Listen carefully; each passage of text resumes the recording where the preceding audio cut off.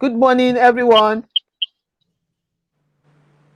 If you're in the house, can we please hear you? Please, can you type in the comment chat? Good morning. Good afternoon, rather. Good afternoon.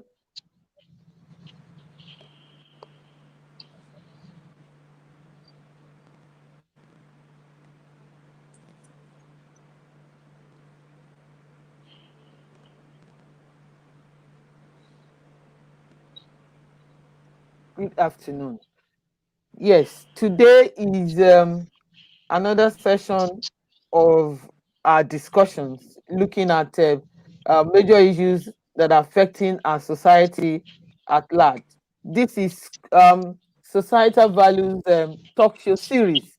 This is the first edition of this series. This is the first edition, and what we majorly want this section, this program to center on is looking at the value system in our society, different areas where we have eroding or eroded value, and then how what can we do. Some people say, are you sure it's happening? Because I was really surprised that my practice my practice is on, even with the social distancing, with the state that we are in. It's so surprised, and because I felt that the way the children were spaced, you know, that the way the children were spaced was enough, not to allow that. So somebody said, it's happening. Hello, that is happening, and that they are even passing paper. I said, you are passing sheet of paper from one person to the other. What about if you have to collect that from somebody who is COVID-19, infected? You collect that paper from that person, you go and give it to another person. I mean, so this is so crazy. Not even looking. You can still hear me clearly. Can you hear me clearly? No noise? Yes. Okay, good. There is a noise in the background. There's a noise in the background. I don't know where that noise is from. I'm just trying to trace. Can we check our background, please? I know that it's. Hello? Yeah. It's okay now. It's okay now. I can hear you. It's okay now. All right, great. So, there's a lot of noise. It has started again. There's a lot of interruption. It's as if people are talking somewhere. Not here. There's no description of a background here. What about now? Is this still on? Yes. Yes, it's on. I think it might be the earpiece cable or something. Maybe we should unmute. Maybe we should unmute. Maybe we should. Okay, mute us all at the right. Exactly where the noise is coming from.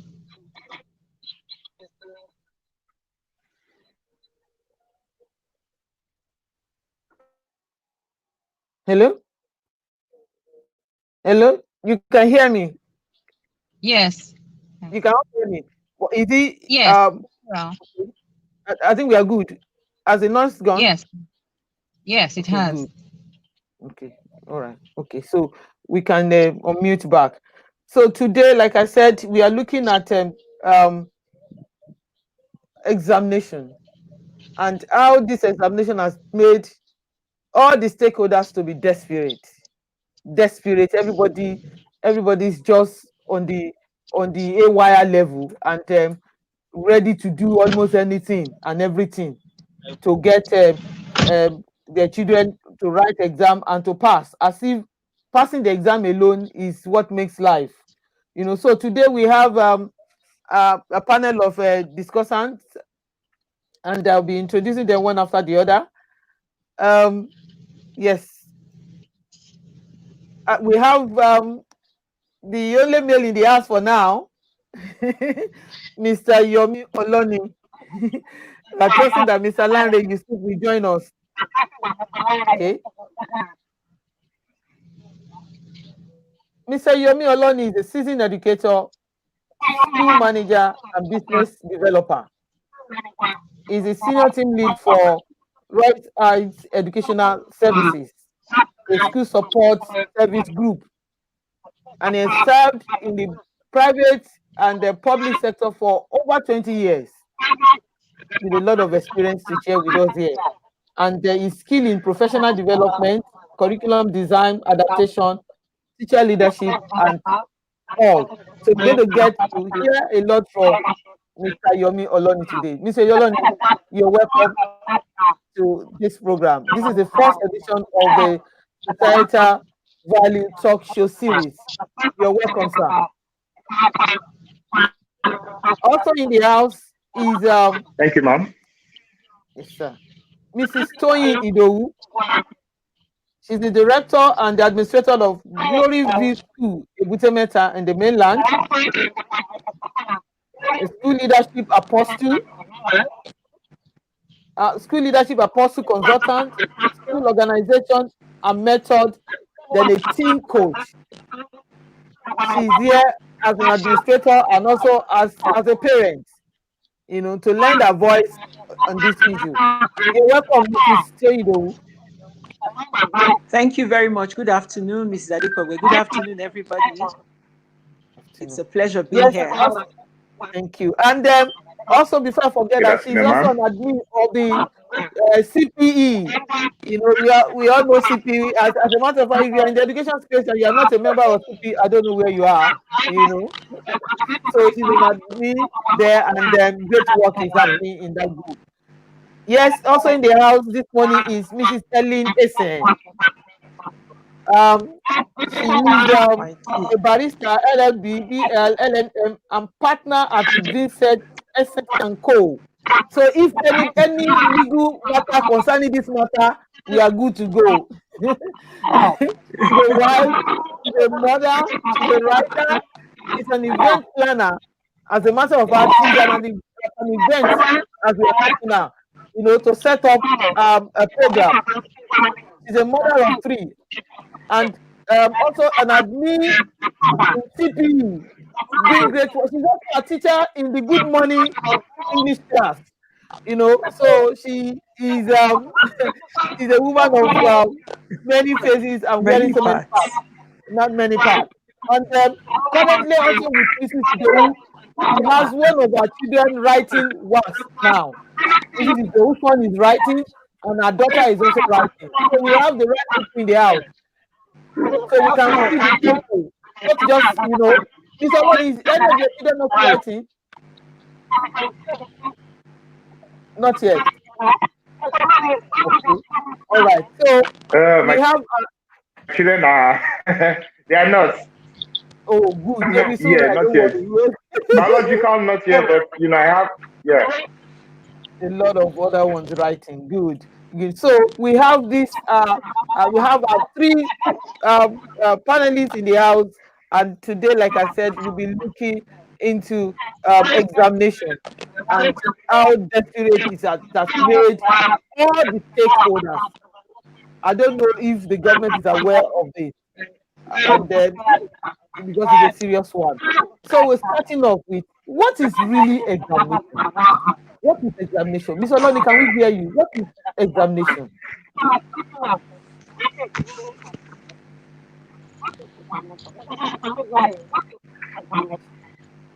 Well, from my own school of thought, I feel education is an expectation. Okay. You understand? A child. You can't hear me? Yeah, you can speak on. I can hear you. Can you hear me? Yes. Examination is an expectation. Yes, it's an expectation. A child has begun a journey from point A to point B. How do you know the child has progressed? Simply put, what are the expectations as the child meets a particular standard? The standard dictated by the curriculum, by the governing board of the schools, by the Ministry of Education, by the nation, by the society. What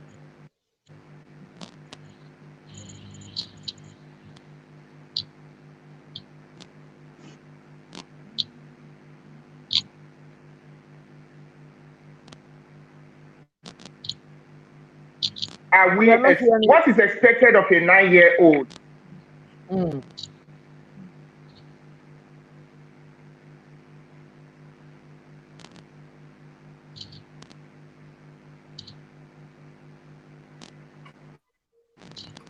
Okay, I think we lost him. Oh, are you Hello? back? Hello, yes. Yes. Yes, sir, Miss Olani, you can go on. I think we are having issues with his connection. Okay. Are you back, Miss Olani? Okay, now let's hear. I am back, but I'm struggling to. Yeah, I think it's the network. It's the network. Okay, Can you hear me now? Okay. Now let's hear Mrs. Ellie Nason. What is examination to you? Well, to me, examination is can you hear me? Yes, I can. Can you hear me? Yes. Very well. Can you hear me? Yes. Okay. Very well, Yes. I can hear you.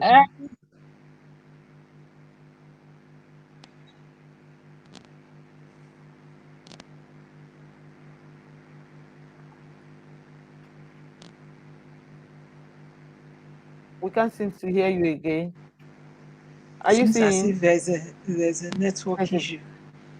Okay, so let's hear you, ma. You put somebody. Wow. Hello? Hello, yes. Can you hear me? Okay. Examination is any test you put a person through, which will be the determining factor for whatever progress the person will make from the point he or she is in, at the moment. So it's a kind of determinant of how far you're going to go from where you are at the moment. So that's my layman's definition of an examination. Thank you so much. A determining factor to check if a child is making progress and if the child is on the path to take the next level. I mean, go to the next step. Yeah, Mrs. Idowu. Yes, ma'am. Okay. Well, simply put, I would say examination is a test of a person's knowledge or proficiency in a certain subject or skill. Okay. A test of proficiency, Yes. I mean, of a particular skill. Or now, subject. that was or subject. Now, the exams that we write in our nation, Nigeria, does it really focus on skill? Does it focus on skill? No. Okay.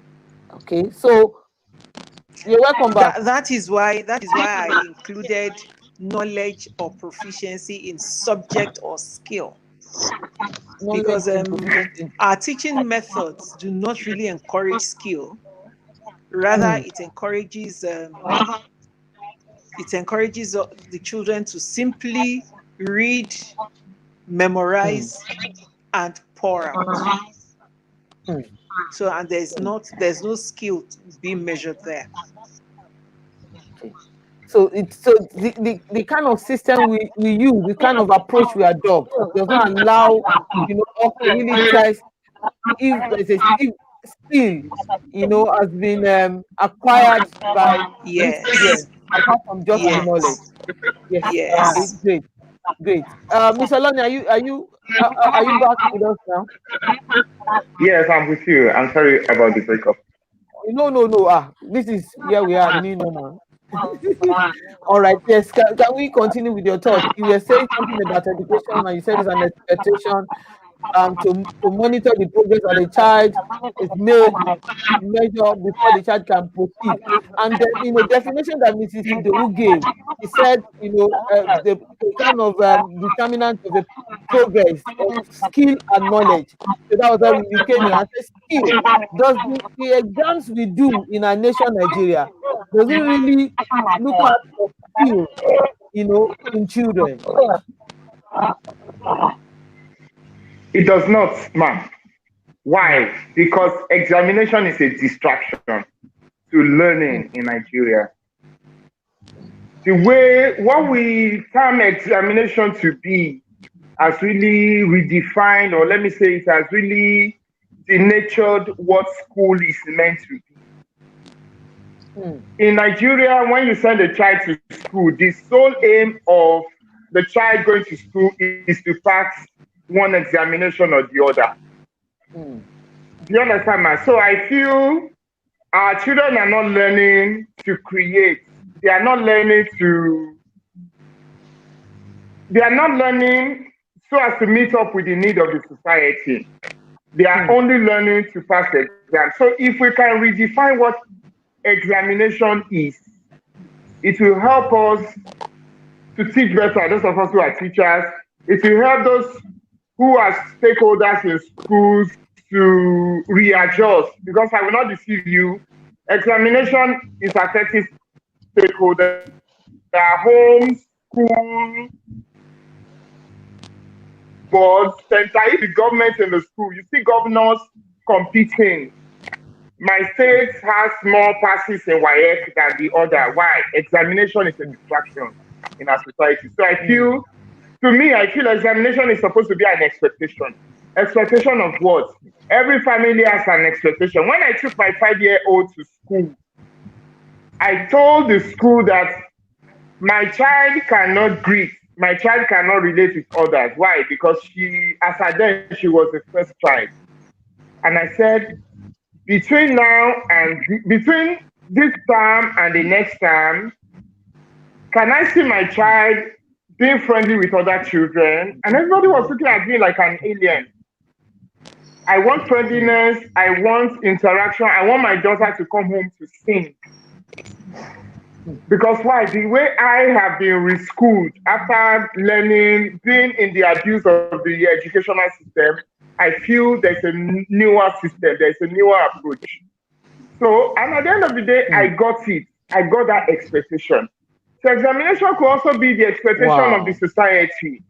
Oh, if you are a 13-year-old, a 15-year-old, there are expected skills. There are expected behavioral patterns. If you have been to school, there are some things you are not supposed to do.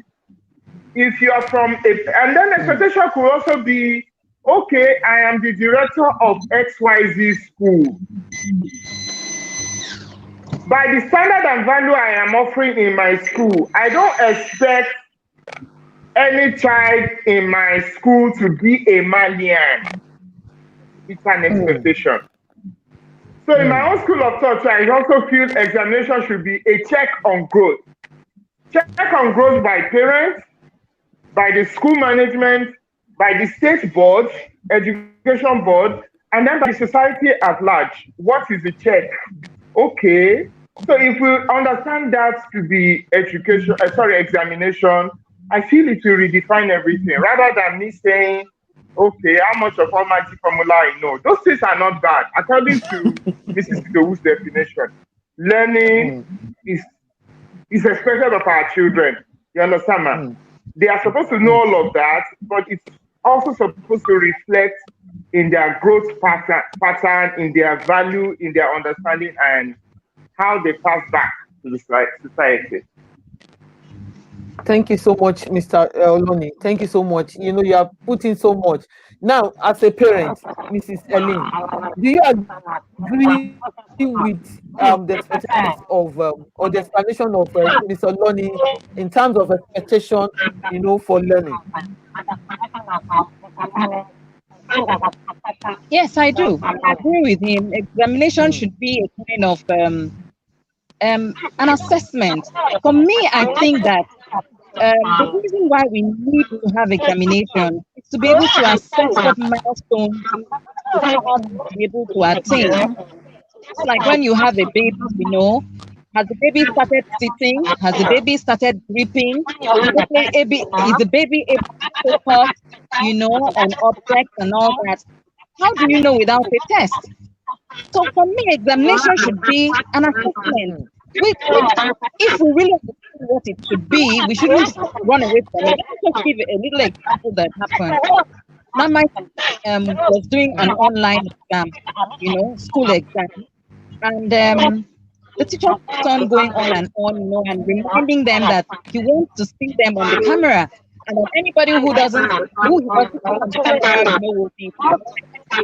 And so after the exam, I asked my son, I said, and there was a particular boy, that teacher kept on talking about. I can see you're looking to your right. What's on your right? I want to know if you keep looking at your right, I'm going to penalize you. So after the exam, I asked my son, "Do you think the boy was cheating?" He said, "No." I said, "Why do you think he wasn't cheating?" He said, "Because, mommy, we know the people who cheat. We know the people who will never cheat, and we know those who cheat.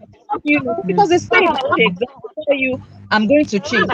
And I asked him, "Do people talk about you and say, we know you wouldn't cheat?" He said, "They would say I wouldn't cheat." I said, "Why? Why wouldn't you cheat?" He said, "Because I'm going to be honest with myself. People who cheat are being dishonest with themselves. Because if you Yeah. claim to know what you don't know, and then you're sent and do and you cannot do it, it's embarrassment for you." This And interference he is would too rather much. We that can even barely know hear. he doesn't know, so he can learn, than to claim to know and be asked to do it and not do it. So I said, wow, that's a very good way to look at it. If everybody looked at examinations that way, that it's an assessment of how well have you done. And if you're not moving with the others, if you're not doing that well, then you probably need extra coaching, you probably need extra classes, and not a situation where because you don't know it, people think you're a blockhead or you're not doing well. People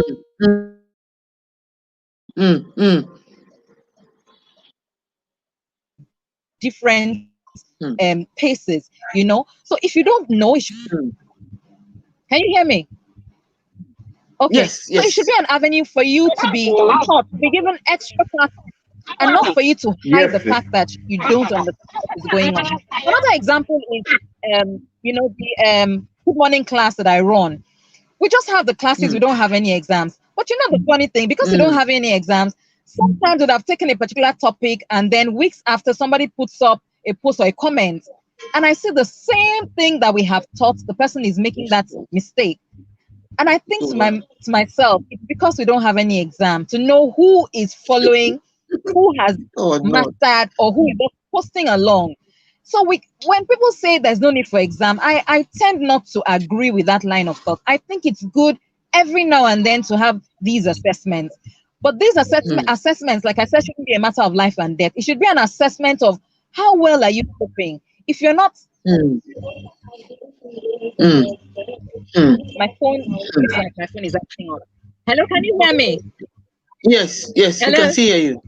Yes, you're Okay. on, you're on. We can hear So you. So yes, as I was saying, we need the exams, or the attitude towards exams should change. The attitude is what we should be talking about, a new orientation to make people know that examination is actually for your good. It's like a doctor giving you injection and then you say I'm okay when you're not. So if you want to get better, you should tell the doctor, yes, you've given me an injection, but hey, I'm not feeling better. And then he knows to try something else or to give you a double dose. So that's my opinion about, the role of examination in our education. Thank you so much, Mrs. Ezen. Because listen, you said it's like a medical doctor, a sick person going to the hospital to be treated, and most of the time in our setting, if a child goes to the teacher and say, "I don't understand this," you cited an instance of a teacher calling a child and saying, "You are cheating, you're blockhead." You understand? If a child who actually gets to know and say, "I don't understand this," and goes to the teacher, now, yes, let's say Mrs. Ido. Mrs. Ido she's a teacher and also a parent. If you can you unmute yourself? Yes, ma'am. Now, as a parent and a teacher, and from Mrs. Esen's discussion, she said is also get to know like a sick person going to the hospital to see the doctor, and then you administered a drug, and then he says, "I'm not feeling fine." Then the doctor will still want to go and see what is that. What about a child that is taught and the child does not understand and get back to the teacher? And the teacher said, "What do you mean? Are you the only one in the class? Everybody here?" So, No. what's your Eh, thoughts in that? the teacher has a moral obligation to Mm, teach that child and mm, ensure the child understands. It could be the mm, method of approach that is mm, wrong. mm, The teacher has a moral obligation. In such an instance, what the teacher simply needs to do break time after school, devote 5 to 10 minutes to the child, and you would see a difference. Let the child ask questions. At what point does the child not understand anymore? Let the child ask questions so that the teacher can answer, and then that way attend to the teacher, to the child in that peculiar way, instead of generalizing. Because let's face it, our classes are filled with different types of learners. Absolutely. And when our teaching method does not suit a particular learner, it could even be that the teaching method ordinarily suits the child, but maybe because of some issue at home or health issue or anything, that child is distracted at that point. The teacher has a moral obligation to teach. Such a child does not need extra lesson. Simply explain and ensure that the child has a firm grasp of what you have taught. Exactly. Something. So as educators, we have the moral obligation. We have, as a matter of fact, we are under serious bond to ensure Yes. that whatever we explain to any child, that child have a good grasp of that Yes. concept. It is when that child has a Yes. good grasp of that concept that is when that child can actually be ready and be prepared for examination. You understand? And Yes, then because that is you when can be learning able has to, taken place. that's when learning That's has when taken learning place. has taken place. Yes. Brilliant. Now, in the kind of exams we do, can we talk about forms of exam? Is it this type of exam that we do now? Is it the only type of exam that is available? Or is it the only form of exam that we can use to assess children? Miss Oloni? No. Okay. Yes.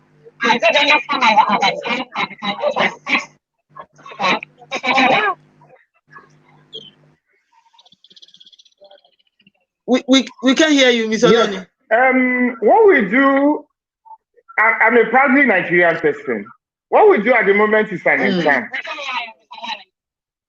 Yes, can you hear me now? Yes. I said what we do at the moment is an exam. It's a form of exam. But you know, it has bored the society for so much, for so long. Right before I was born, there was this style of exam. And now my children have been born, we still write the exam in this That's way. Yes, JAMB has gone online. They still do the same approach. It's still the same style to assessment. I feel the society is bored. When I used to be fully in classroom, I was in a school that gave me opportunity to be very creative. And there are assessments. There are about 5 assessments before the main exam.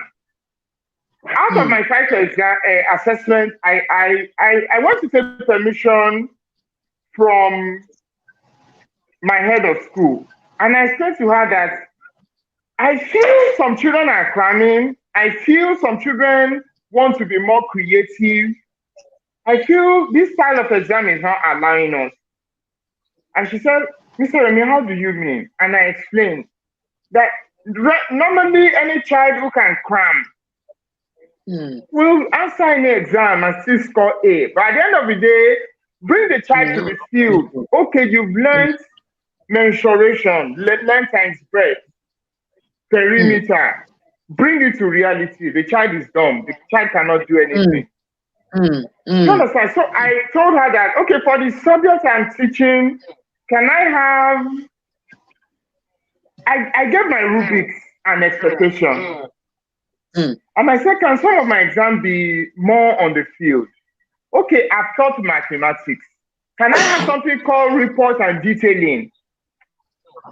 A child comes to give me analysis of what has happened in the school. So at a particular time in the week, I bring them all out. To say, okay, you sit here, Tolu sit there, Aminu sit here. They all sit there with a sheet, and then I'm giving them an expectation. Okay, what's the number of cars? You note the cars that come into the school. You note the gender of people that come into the school. Between this time and this time, your water bottle by your side. It's a mathematics class. And guess what? I have made the children to bring out those things they see on the board, they've brought it out into life because I'm preparing them to be analysts, computer people, creative and thinkers in the future. And at the end of the day, after 45 minutes, analysis, I call it their reports and detailing, they come back to me to say, okay, an average of this and that came into the school. This is the ratio, this is the that, this is the that. We clap for him. Amino comes up to say, this is the proportion, this is the that, this is it. And then out of the children too, there's still a set of children I make them to advise because mathematics does not end in plus and minus all the time. Some of them come into some feedback. And these children come to say, okay, this is how our security is, this is how our school is, this is this is that, this is the security issue from a mathematics class. How did I come into that? There were trainings I went through and I discovered that, wow, in the West, this is how they are doing it. Algebra, indices, logarithm have practical life approach. So for me, my head of school gave me that opportunity to express. And we expressed that. And guess what? Those children they were privileged to be under me. They are all around the world now thinking. So what am I to answer your question, ma'am? The style of examination we are doing at the moment, is it an examination? Yes. But I will not deceive you, ma'am. The society is bored. Can we have another approach? During this pandemic period, some schools, I love doing freebies a lot. Some schools call to say, what do we do? And I designed a culture for them. Yeah, Google Classroom, I designed a culture. And it's a culture where it's not a culture where a teacher is with AK-47 to shoot a child who passes or fails. No. Yeah, there are assessments, there are expectations, but it was more friendlier. And at the end of the day, because of the fact that we incorporated technology into it, the children were allowed to make many mistakes. At the end of the day, when we plotted our graph, the children were more fulfilled because everybody became a winner. So what am I trying to say, ma'am? There are other kind of exams. There are other better ways. When I left Unilag, I went to other schools all around the world. And guess what? There were other expectations. We did examinations that were not in the same approach with this. So when I came to classroom after schooling, I was able to bless children with those other styles. Until date, these children are still saying, thank you, Mr. Yomi. Thank you, so and so school that employed me there, where I was able to channel all of this. So, ma'am, there are other approaches. There are 101 approaches. There are a million other styles to writing exams that will produce children who are not robots, who are not dummies to the society. We will produce a new generation of thinkers, of people who are creators, people who can apply what is learned in class to learning. Thank you so much, Mr. Oloni. Because we're seeing there are forms. We are going to look at the different forms that we can adopt.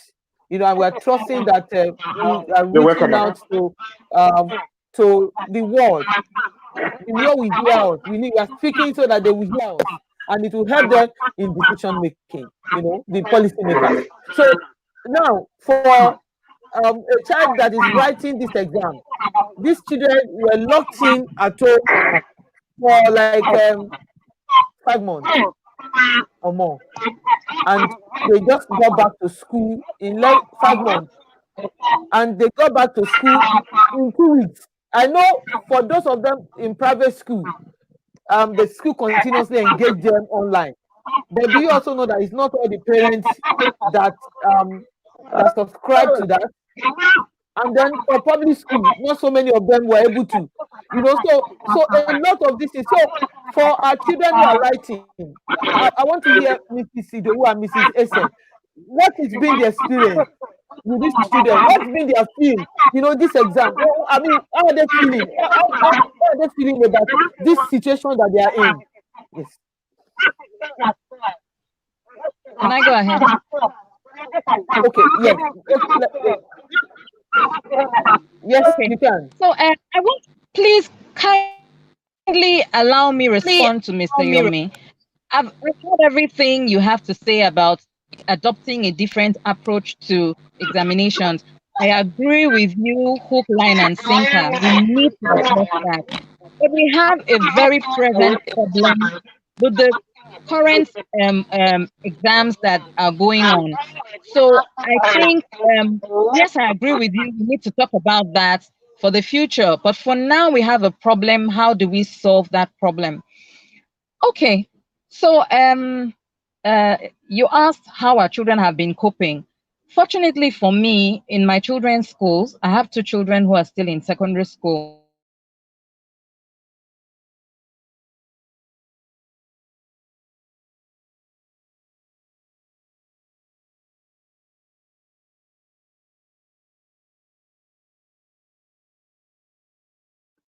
Okay, I think we are having network issue there with Mrs. Asen.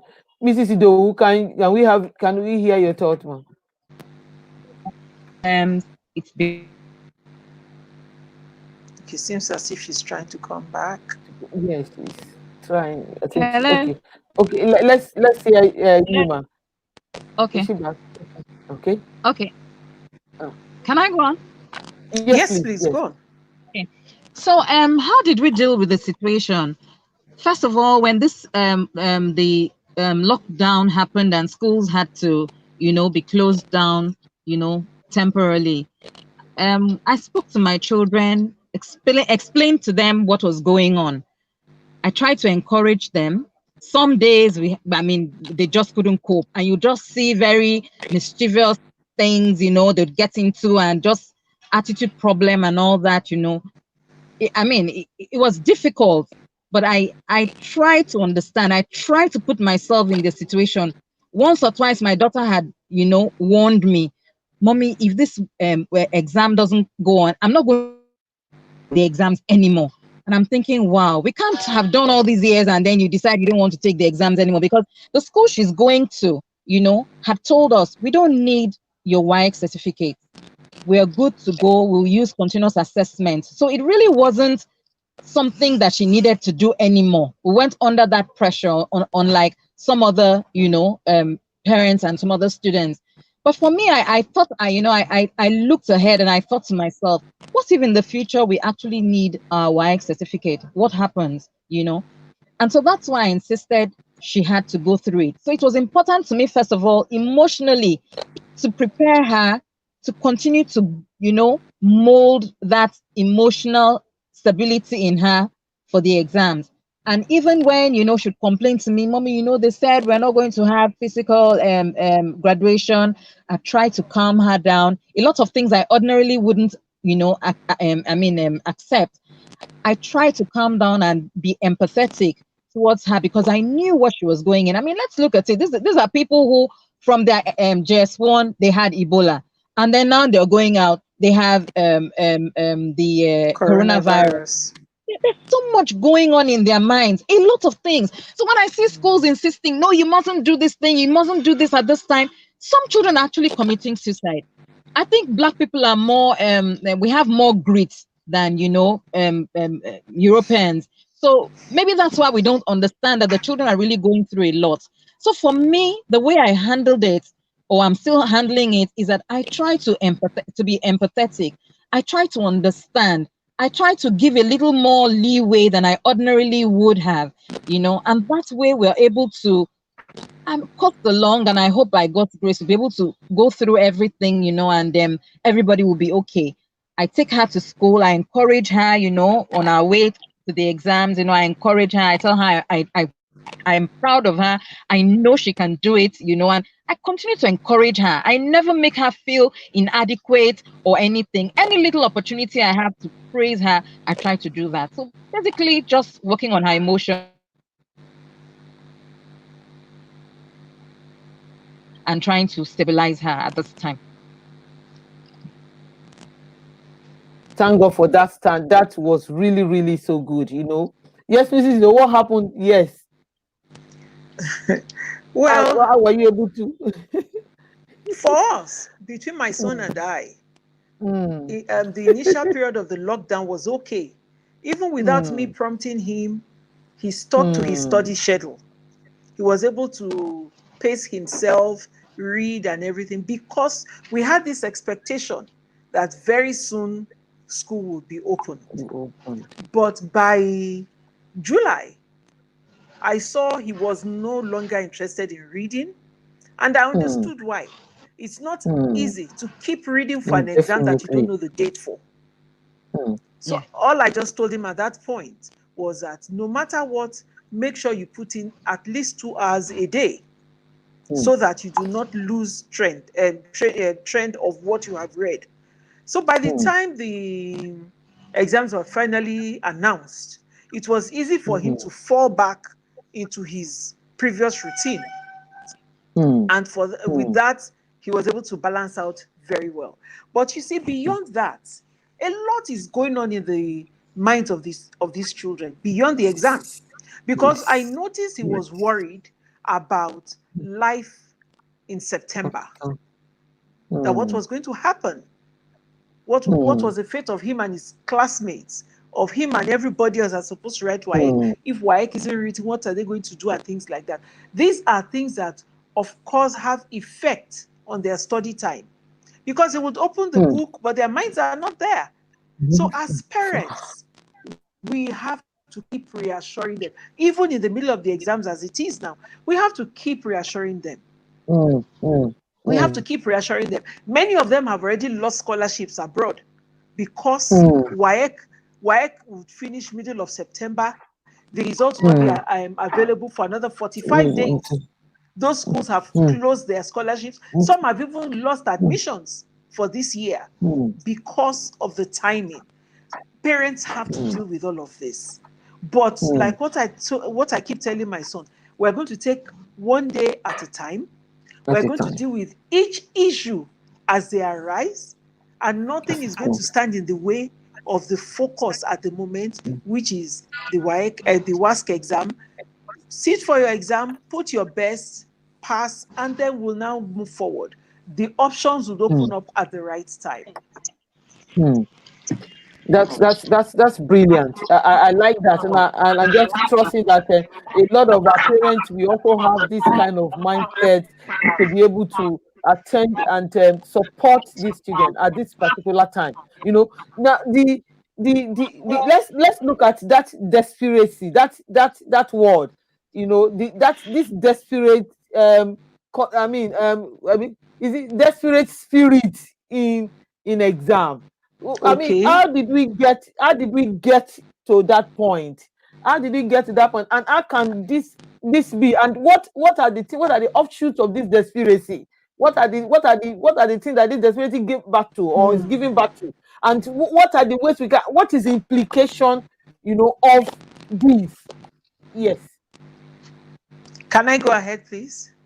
yes. Let's hear you. Okay. Ms. Adekobe, that is a Mm, very, very, very serious question. But you see, I'm going to set the WASC exam aside and go back. mm, I'm going to go back to primary school. mm, That is where the roots of exam malpractice starts. mm, Primary school, where the parents pay teachers to ensure their children pass, where parents give teachers favor so that the children would have access to question papers before the exam, or where a teacher is taking a child in private lesson and then in order to justify the need for that mm. lesson to continue To would continue. bring in the exam questions as revision questions for the child. Those are malpractice. Those Mm. are forms of malpractice. What is it? That is where Mm, it starts from. At mm. nursery level, when you expect a child that is 3 years old to tell you all the nations of the world, their capitals, and their presidents, it is not Mm, possible. mm, We mm, don't allow these children to grow, to explore themselves, to discover themselves. We just keep pumping them and pumping them. And then we give them too much support. Why do you have a lesson teacher for a 3-year-old? So that child is growing up believing that there must always be somebody to support me. The child cannot sit down and study alone independently. There must always be somebody at my side. That is what has gone into secondary school that we are seeing. And then the one that is happening in recent years now, which you are seriously advocating, the big bring back primary 6 movement. We're now even looking at a situation whereby children are going from primary 4. I was reading something this morning about a situation in Oyo State where a parent registered a child in primary 3 for the state's exams into secondary school.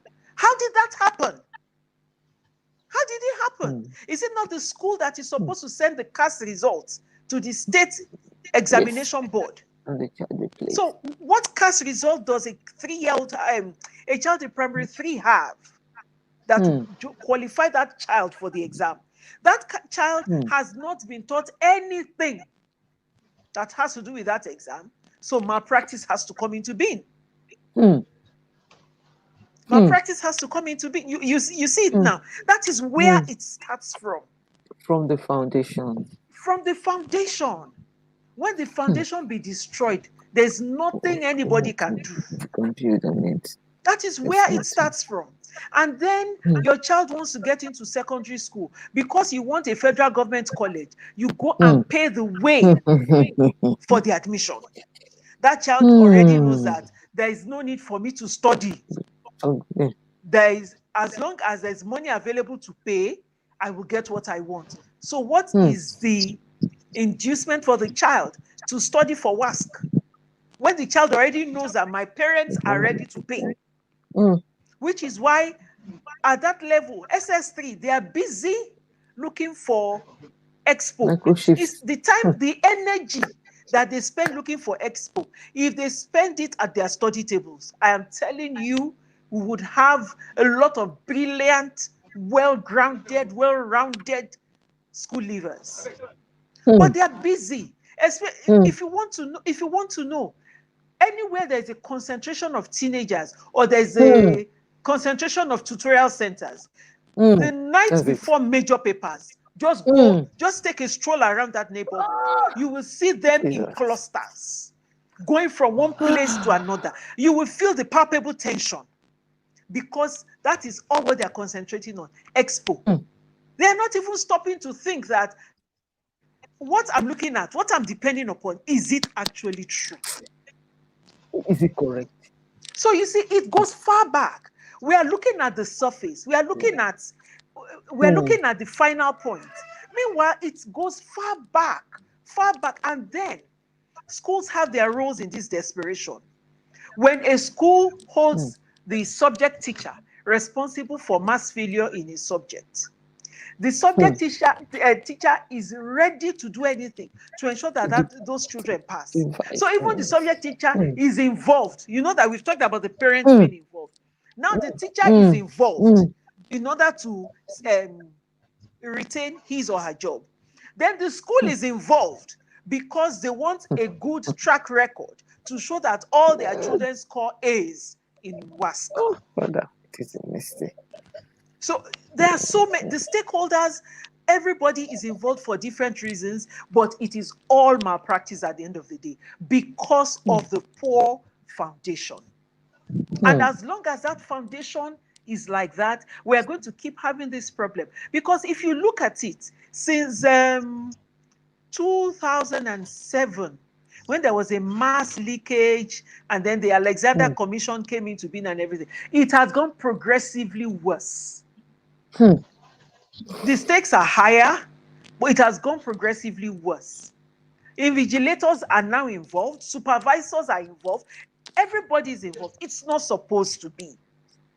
It is simply because the foundation is faulty. Because even if the invigilator is trying to entice the children, and the children say we don't need it, there's nothing the invigilator can do, or the school says we are not interested. But now a school that says they are not interested is likely to have their results cancelled or withheld, because there is nowhere to report the invigilators to. So it is a hydra-headed monster. I don't know how, unless we are all determined to start from the beginning and put things right. First of all, by ensuring that our children progress properly, age appropriately, so that no matter what happens, they're in the class they're supposed to be in. I don't know why parents are rushing 14-year-olds into universities. They have no business being there. They get there, they cannot cope. Malpractice continues. Malpractice continues. So the desperation starts from nursery level. That is where we need to curb it from. That is where we need to curb it from. And until that is done, there's very little that can be done at WASC level. Thank you very much. This is really, really cupful. So cupful. And like you said, is a foundational thing. I remember like 8 years back when my daughter wrote JAM, the center, we were there, we stood and writing, she said, when they were in, the vigilator came and said they should all contribute 1,000 to do expo, give them expo, and she said no. What if a child did not have, or is not interested? I mean, once she does not even have such money in her hand, and she knew that she cannot even do that, and she said no. You know what they did? She was hurriedly, she was hurried up, and then her script was collected earlier than the other. I said it doesn't matter. That's the highest they can do. They can't do more than that. And so but why should that happen? Why should that happen? So I think it's also a matter of home, value at home, value at home. What are we feeding our children with at home? What are we with? I let my children know, 4 of them, 3 of them are undergraduate, one is a graduate. I said, come, whatever you know, you need to do it before exam. Yes. If you have any of your classmates or who you need to explain anything to, explain it to them before. The moment you enter into the examination, or even if it's your younger sister, your younger brother, you got no business talking to anybody again. And that has helped them. And that has helped them. And I think so more of this, we need to do a lot of things as parents. A lot is really resting, because if we build them well, even when the teacher in school want to help them and they say no, I don't want.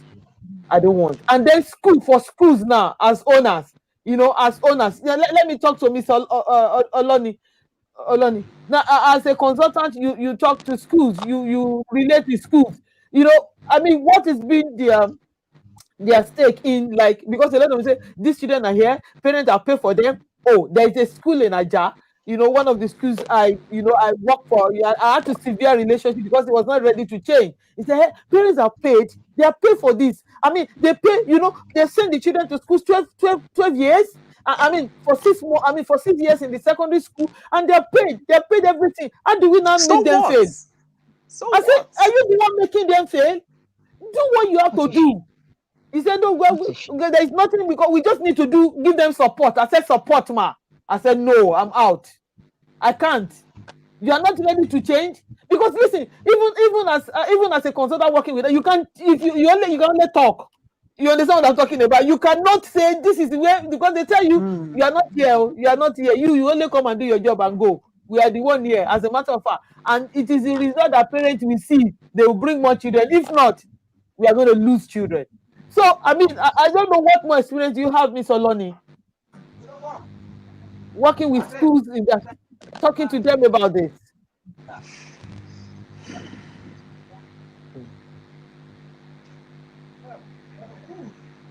We can't hear you. Okay, you're muted. Please unmute. Thank you. For me, I feel it's all about your value and principle. For as many who want to, oh, sorry, I forgot. Yes. So for me, I feel it's all about value. It's all about you. For some schools who are my clients, realize one thing. As a school business owner, you are not to run at but it is not like every other business venture. Yeah, while you're making profit, your profit making is not only in cash, it's also in value. It is also in the future. These same children we are trying to say we are helping in quotes. Many of them will still look back and still give kudos or why? Because many of them know the truth. So for me, I make many of these investors know, school owners and investors, I made them realize one thing. Why are you here? In tune of the parents, I feel you don't have right to be a school. Because my own ideology of being a school is the fact that you are raising a standard. Imagine somebody walking up to me to say, I have this woman who has been a good friend. The child is very smart, but who want the child to be like, that is child abuse. In the same school, somebody, I sit there like a judge and they bring matters to me. And they look at me like an alien. Are you a Nigerian at all? Mr. Yomi, this 7-year-old, 8-year-old wants to go to secondary school. The child A's. And I'm like, see, having all A is not the guarantee to the future. A child with all A's without emotional balance will end up becoming a nuisance. I said I had all secondary school because I came back and I did like this. I said, having all the masters, like, and one master, who are you? I could not answer. He said, what do you have to offer? I could not answer. And it took me another round of how many years to rediscover what I should have known from secondary school, that every human has a life goal. If you school owners let these parents know these children are not sent into this world to come, they are here to fight. If we rush their, they will not do fine. And I will not deceive you on this job, because by my value, my standard, and my belief, there are some schools I lose. They say, Mr. Yomi, sorry, we can't work with you. Because I'm not ready to compromise. The reason why I stepped into education is to raise a better generation. I was in one school outside Lagos and I was moved to tears. I had no business conducting an exam, but I wanted to carry out an assessment. And I deliberately spaced the children in a very big hall. That school, I was trying to display some invigilator kind of thing. Ignored me. They all sat glued to their table. And I called the owner of the school and I'm like, what kind of children are these? And the man said, oh, that is how we have raised them. Inside the exam hall, mind their business. And I was so moved to tears. And 100 of a kind of school like this. Children are fine. The children scoring 20 over 100, they are okay with it. That is my ability. I can do it. One child scoring 20 over 100 keeps getting better. For me, an alternative for exam is the continuous assessment. Let the continuous assessment is, for me, for some schools that are under my watch, in quote. In fact, I made them know that primary school children are not supposed, I'm sorry, you may not like what I'm about to say. Primary school children are not supposed to be told to exam. Children should do exam, let it be like any other necessary thing. When I was in a big school here in Lagos, you know what they would do to them? When those children had to write exam, the head of wow, the children would go into the exam hall. Unlike the way many of us were brought up, we were brought up to see examination like a firing squad. So for me, primary school children under my watch, We don't announce. We only send timetable home to parents to say, do not let the children panic. Let them come in like normal day. Yes, secondary school is like the near adult life. Let them know. But let them understand that it is your ability. If you score for a receipt, if medical students in all around our campuses do receipt, why should secondary school children not do receipt? So Why there are a should lot of things school needs to review. When our children are made to know that, oh, when you fall, that is not the end of life. Oh, Aliyu, come over here. You got, tell them what happened. And Aliyu said, I am not prepared. I was not prepared, rather. Okay, Aliyu, should I give you 1 month? While other children are on holiday, can you go back, go and read this and that? Now, if we all, every school owner can peep into how exams are done in the British world, in the American world, in Finland, we will redefine many things. So if I have a secondary school student, then 2 or 3 chances to receive. And after the third time you have failed, I will call father and mother. We will sit down and discuss the child. So community schools, that's the reason why many schools are missing. As a school, you should be that thick. Can you see that? That is how a school should be. A school should uphold that standard. So some of them walk up to me to say, Mr. Yomi, and we want to boost population. I'm sorry to mention a brand. Okay, let me not mention a school brand. That school is the most populated in Lagos State. Each center has about 1,000. Guess what? They hold on to their standard. And guess what? It is the oldest school in Nigeria. Yemi Oshibajo went to that school. That school is their standard. And I'm like, your school is 5-year-old. If you keep that standard, these same parents you compromise will go back behind you and tell tales about how you compromise for them. But let them insult you now, let them call you names. 1 month after, 2 months after, when they meet their colleagues and they say, oh, you are looking for a serious school, go there. If you want shortcuts, go there. And guess what? That sells. This school I'm talking about that is over 50, 60-year-old is still standing because it trains generation of strong Nigerians and they don't.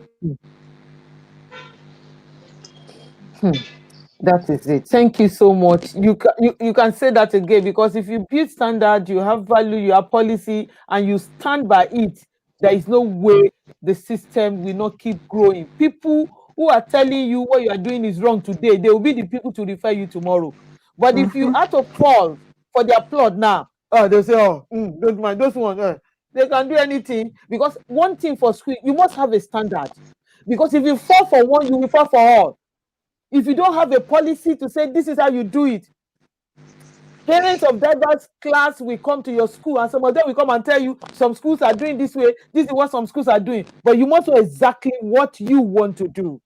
If you don't do what you want to do, you're likely to fall off, and that is going to hit so hard than you ever imagine. Mrs. Essen, Mrs. Essen, okay, you're with us, good.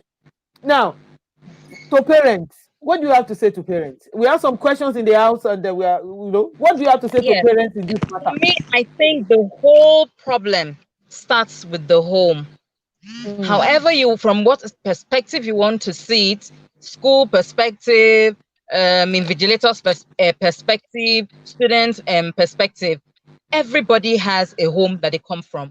When you start with the foundation of making a child know that cheating is cheating, then they branch out, they become school owners, they know cheating is cheating. They become school teachers, they know that cheating is teaching. The home is the most important foundation. Once it's run from the home, everything else falls apart. I remember very well when my child was still, when my child was still younger, much younger, and he was having a test, a class test, and he was covering his work And the teacher came to him and was trying to prise his hand away from what he was doing. And he stiffened his hand and just said, why? And allow your neighbor to see what you're writing. Bible says that you should be your brother's keeper. But he had in the house that is cheating. So he was so worried. He came back home and he told me about it. He said, Mom, is that what being your neighbor's keeper is? I said, no, that is not what being your neighbor's keeper is. That is cheating. And I tell you, in my house, everybody knows. We all know. And I took it a step a notch higher. Every school I sent my children to, when I'm doing my due diligence, I want to know what's their attitude to exam malpractice. It's very important to me. And I don't just go there and see what they tell me. I ask questions. I want to know. I don't get taken in by, we have 20 A's per student and all that. I don't fall for that. I know what I'm looking for. And so I go all out to look for it. So apart from raising the child to understand that cheating is cheating and that it is not a matter of life and death. And like I said, it's a matter of, if you're not doing well, you need to be taught more, or we need to change the way we're teaching you. It's not a matter of, it's not a hopeless situation for you. So first of all, the child begins to understand that it's not such a bad thing not to do well. It's an opportunity to make other people know that I need more help. So it changes the child's perspective. He doesn't have to, do anything, to get that grade that you, the parents, want. And also, when a child is an improvement, you make the child understand that you appreciate the improvement. Oh, I know you still, there's still room for more improvement, but you're good. I know you can do better. They know that they don't have to kill themselves. They know that their parents are always supporting them. So the home, for me, it's the home. Orientation. You get on the platform, for instance, you hear parents actually saying, what's wrong with it? Somebody actually said, this social distancing they are doing is not a good thing. It's like social distancing. How will the children cope? They've not been reading for the past 5 months. Really? Social distancing for what should be the norm? I said, you know what? This COVID-19 has taught us that we all should be doing that kind of spacing for exams. We should be doing that kind of spacing. So it's the home. A lot of children are not well brought up from the home, and it's not their fault, really. The parents make them feel that it's not a big deal. It's being smart, and all that. Oh, help one another when you get in there. I've heard a child say, look, I didn't want to tell other people the answers, but everybody was saying I was wicked. And after the exams, everybody turned their backs on me.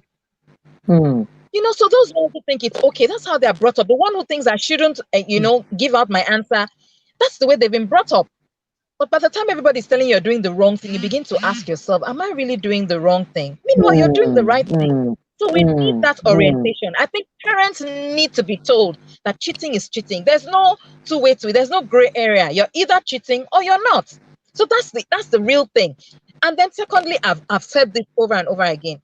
We need to have an exam malpractice register. Anybody caught cheating should be in that register, just like sexual offenders register. So any student who is in that register, there's certain schools who will say, no, we don't want you in our school because you have this, stain on you. There's certain teachers, and they look in that register, your name is there, you can't be employed in our school. Sorry, we don't want a teacher with this kind of, history.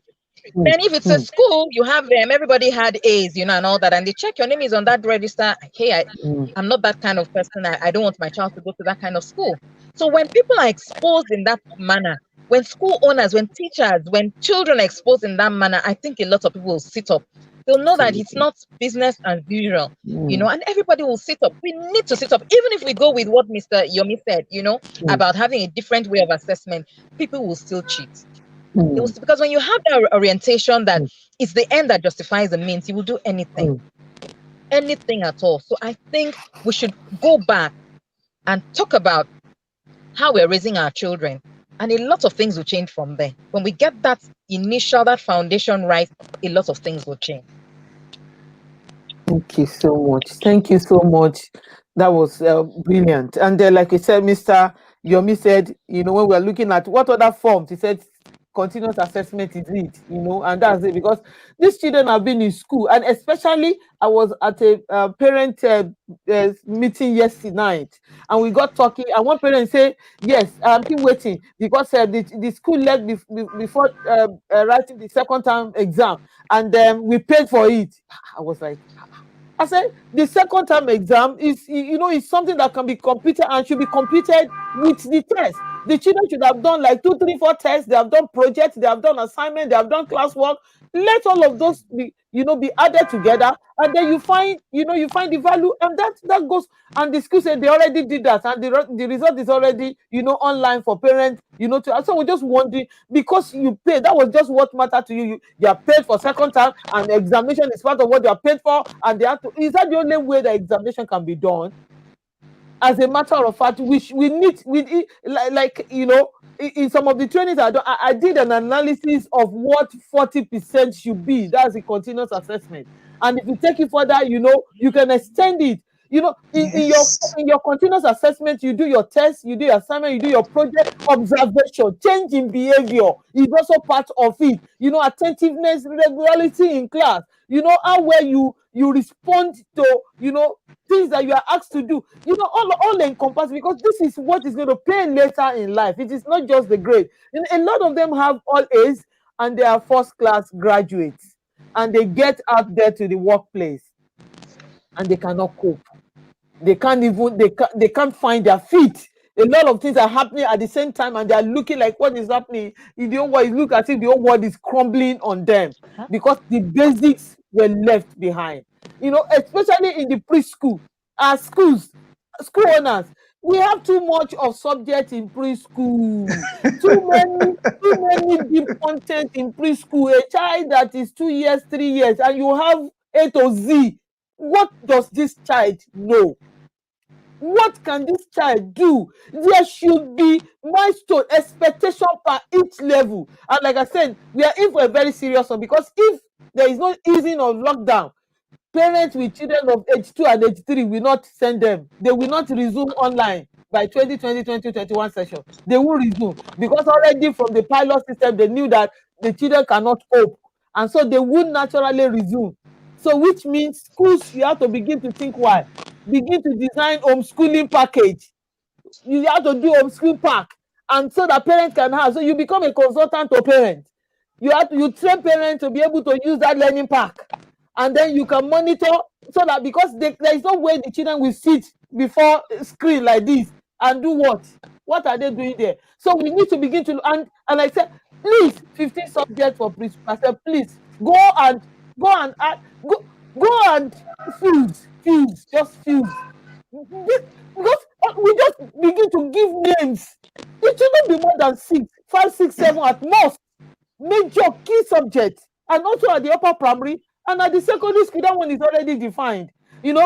At the junior secondary school level, the children can take all of. They have a wide range of choosing if they're going to be in the sciences, in the humanity, or in the arts. By the time a child entered SS1, that child, that should have been a path for that child. So you don't need to begin to allow that child to go everywhere. If they can go everywhere for the first and second term. Let them look at all subjects all together. By the time you are done with first term exam, you should be able to place the children and say, oh, this one, and then with the ability of the child, and say this child can flow very well in the sciences, not even minding what the parent, because most of the time parents, I want my child to be in science, my child must be an engineer, must be a medical doctor. Who says? And this child does not even want to be close to beard, or be close to screwdriver for an engineer. They don't even want to hold it, not to talk of you want to begin to, and you're saying this is what you want your child to be. So please, we should allow our children to be, for goodness sake. Schools should also, correctly inform parents on the right thing that is expected of them. There is Dr. Dosumu in the house. She wants to briefly talk to us about Dr. Dosumu. Are you in? Okay, maybe she'll probably join us. She want to talk to us about, there's a manual she wrote on the school safety, and especially for this season that we are in. When she joins us, she will be. I have some questions here that we quickly look. I'm here, ma'am. Oh, great, ma'am. Okay, hello, ma'am. I'm here. Yes, ma'am. Okay, can we have you for like 5 minutes, and you tell us what? Yeah, thank you very, very much. It's been a very wonderful discussion. Your panel team has been excellent, and in it all, the conversation is actually not connected to this book, but I can't help but say that we have a lot of work to do in Nigeria. Honestly, on this, we have a lot of work to do. And my take from this conversation is we need to go back and ensure foundational readiness. That's what was really stressed in everything, and appropriation. This bring back primary six is very key to anything we want to control correct in Nigeria, because it's about the basic education, and the basic education is Yeah. the foundation of everything. It's going to be a big battle, and with the lockdown now, it's even going to be worse, because parents think they want to gain the year the children have lost. And of course, a lot has to be done with school owners. We are the problems. I keep saying this. There's a testimony of a family that relocated to South Africa, and they wanted to skip classes. They went to the first school, they said, no, this is the class we want our children to be, the way we do in Nigeria. They went to the second school, they bounced them. The third school, by the time they taught all the school within the area council, that's the county that is assigned to them, they found that all of them were working on the same standards and policy, and they had to succumb. See, even if parents have terrible value systems, we, the school owners, have the final say. We are the ones that have made a merchandise of education. We are the ones that have spoilt the foundation, and we don't have vision.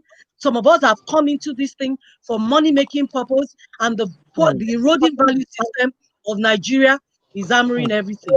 So pardon me, but I just kind of, whenever I hear this, I always talk about it. I'm a very strong advocate of primary six. My school is 16 years old. I am there. In fact, the present primary six students, I have 42 students in my primary six class. I have a GS1. I don't take children from my primary five. Parents know me, they're angry, they're upset, but I have insisted on that. And a lot of them are beginning to see the results in maturity for these children and how easy it is. These children don't use lesson teachers when they get to GS1, 2, 3. All those ones that you'll be looking for maths teachers. Students in my secondary don't, because they've gone through that foundation. Thank you very much. The Lord will help you guys. There's a lot of work. TPE, Florish-Gate, organizations like you are depending on you to restore the dignity of Nigeria. Okay, so quickly, I'll just go, I'll share my screen so that you can just take a look at the front cover of the book that I'm here to share with you today.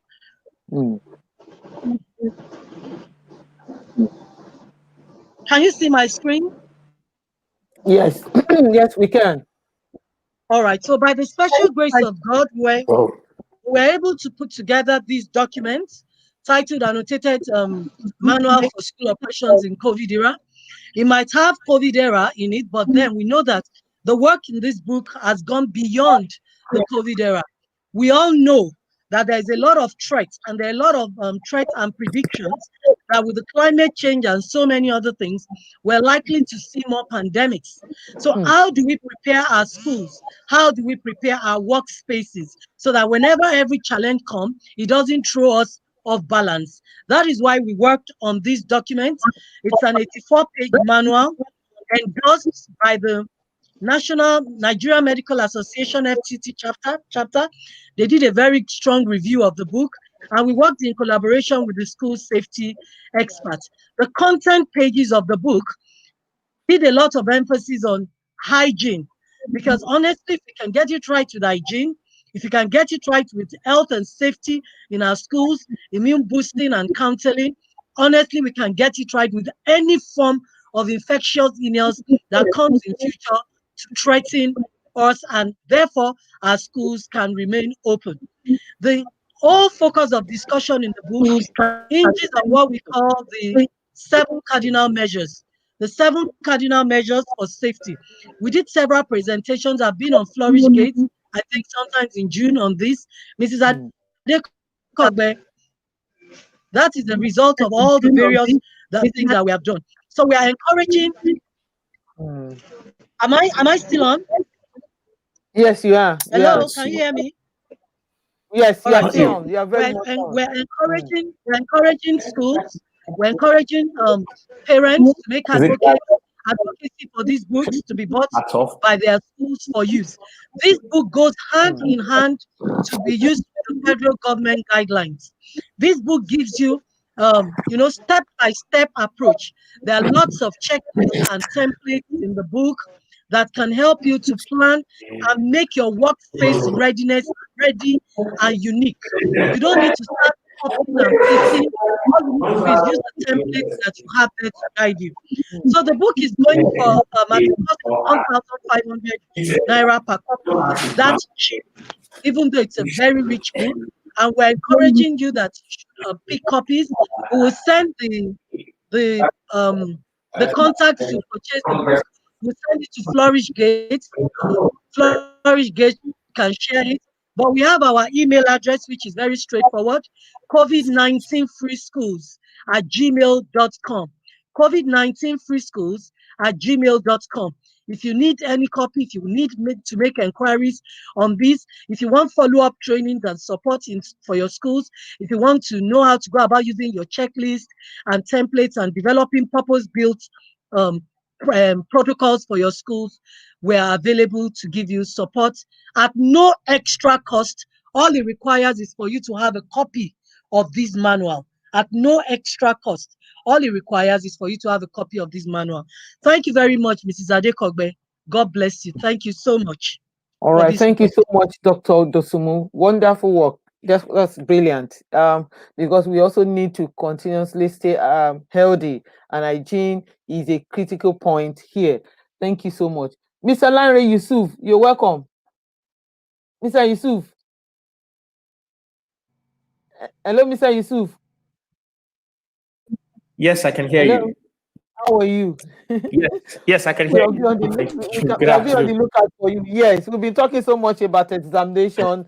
We're talking so much, and then malpractices also entered into it, desperation, and the rest of. So, yes, just give us your thoughts, your view of this, and then we go into questions and you can wrap up. Thank you. Thank you for having me on the show. I think there's really not much that one can add to what has been shared today. I think the panel has done real justice to the topic of discussion. The first thing I'd like to talk about is this: and like Ellen Essien said, foundation is key. Once we lose it from the foundation, examination malpractice is something that has been with us for a long time. Now, when the issue came up on CPE, I found it funny that people were acting surprised and people were acting very shocked about the rate of malpractices in examination. Because I believe it's something that almost everybody knows, but nobody talks about. I'll give you a classic example. Now, if we take a sample of 100 teachers in the education sector, we will have, without mentioning words, we'll have at least 45 or 50 of them who have at one point in time gone through what we call special centers or runs. Mm-hmm. Right. Yeah. Yes. Yes. Either when they were practicing, either when they were rookie teachers, when they were probably in the university, probably when they left secondary school. Almost everybody has had a first-hand experience of this thing we call runs or special centers. Now, I'm talking for people in my generation now, people that are above 40 will probably have a different idea of this. But people in my generation, this is a reality that we know. So when I saw people reacting, when people were very shocked about it, it felt funny to me because I felt this is something everybody knows. The first school that I worked in, the secondary school that I worked in, it was the culture there. The principal would meet you and tell you that this is what is happening, and that you have to solve the questions in your subject so that they will share in the hall. And refusal to do that obviously would get you into trouble. Of course, I refused to do it as a person. I gave them my reasons against my own philosophy of education.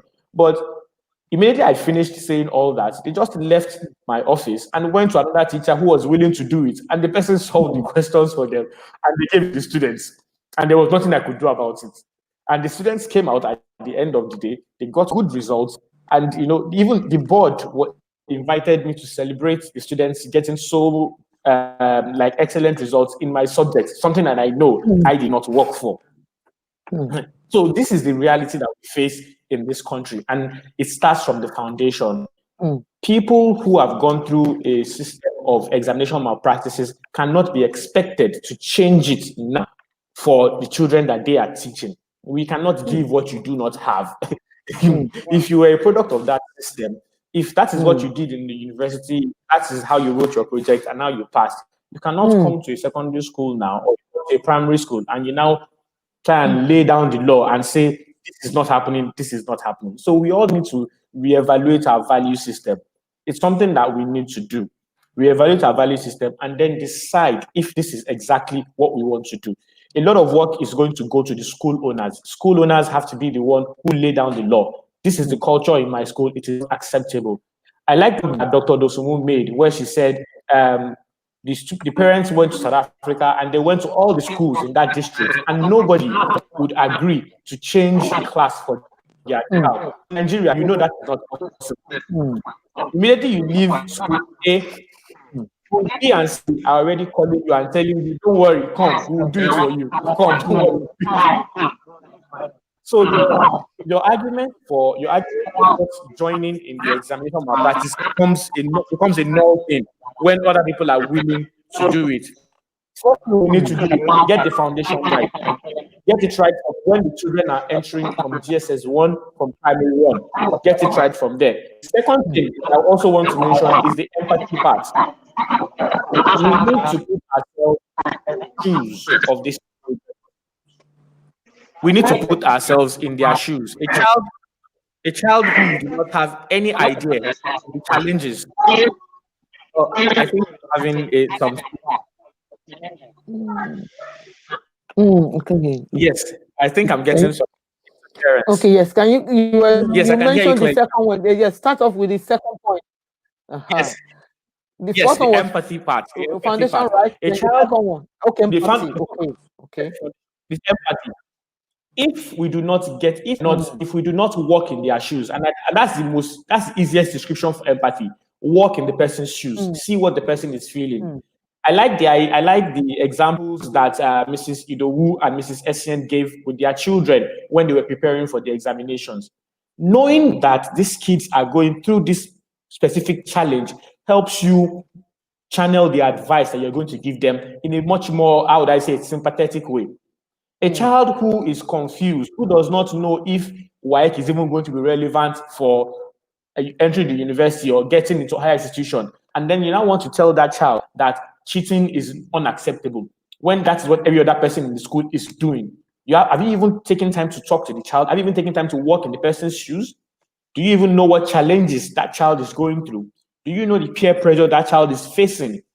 There are some children who, if you sit down in the exam hall and they are sharing what they call expo or orijo, and you don't collect it, do you know the disdain that the other children look at you with? Do you even know if the teachers in school will punish that child for not collecting that expo or something? So all these are things that we need to have a clear idea of, a very firm grasp of before we start dishing out advice.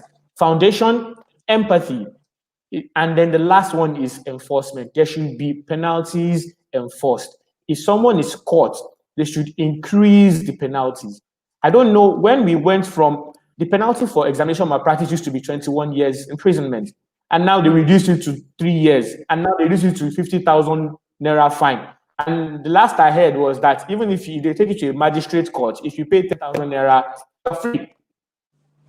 So I'm wondering, how would anybody be scared if they know that all they need to do is to pay a 10,000 naira fine and they can go scot free? I wouldn't take that kind of law serious also. And the only way we can change that law is if we start an advocacy that would get to the highest levels of government where we know that our voices can be heard. CPE is doing a very great job with that kind of advocacy. Other organizations should partner with them and also ensure that our voices are heard. And this thing is a very straight and simple message we're passing. There should be stringent rules and laws that would be enforced for people who engage in examination malpractices. And the prime place that we can start this from is the external WAEC examination. That's the GCE. I think that's where malpractices is the most rampant. It's less rampant in the internal WAEC examination that they do in schools. But you see, the external examinations, it's just a mess. Those three things, if we can get those three things right, I think we'll be able to solve the problem of examination malpractice in the country. Thank you very much. Thank you so much for your contribution. That was really awesome. It was really, adding color Thank you to very much. all that have been said. All this is really making it awesome. We are very Thank you. grateful. Yes, I have you Thank you have very some much. questions here. God bless you. There is a question from Oluwatumininu Lawson. She said, "What about examination for preschoolers and elementary pupils? What's your position, ma and sir? Examination for preschoolers." Yes, Mrs. Idowu, yes. I knew Examination for you were, I knew preschoolers you were and going to elementary. come. I knew you wanted me to answer that. Oh dear. I knew you were going to ask me to answer that. There's no problem. For me, what are you examining in a preschooler? They don't need it, because these are children that are attaining milestones at different levels. In the same class, somebody can only write numbers 1 and 2, and yet somebody is already on number 7. But that person that is on numbers 1 and 2 can take care of him or herself properly, and the one on number 7 cannot even feed himself.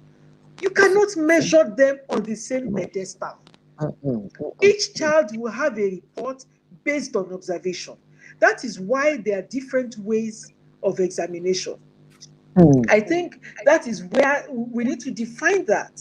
Examination is not all about the written question paper. Observation is a form of examination.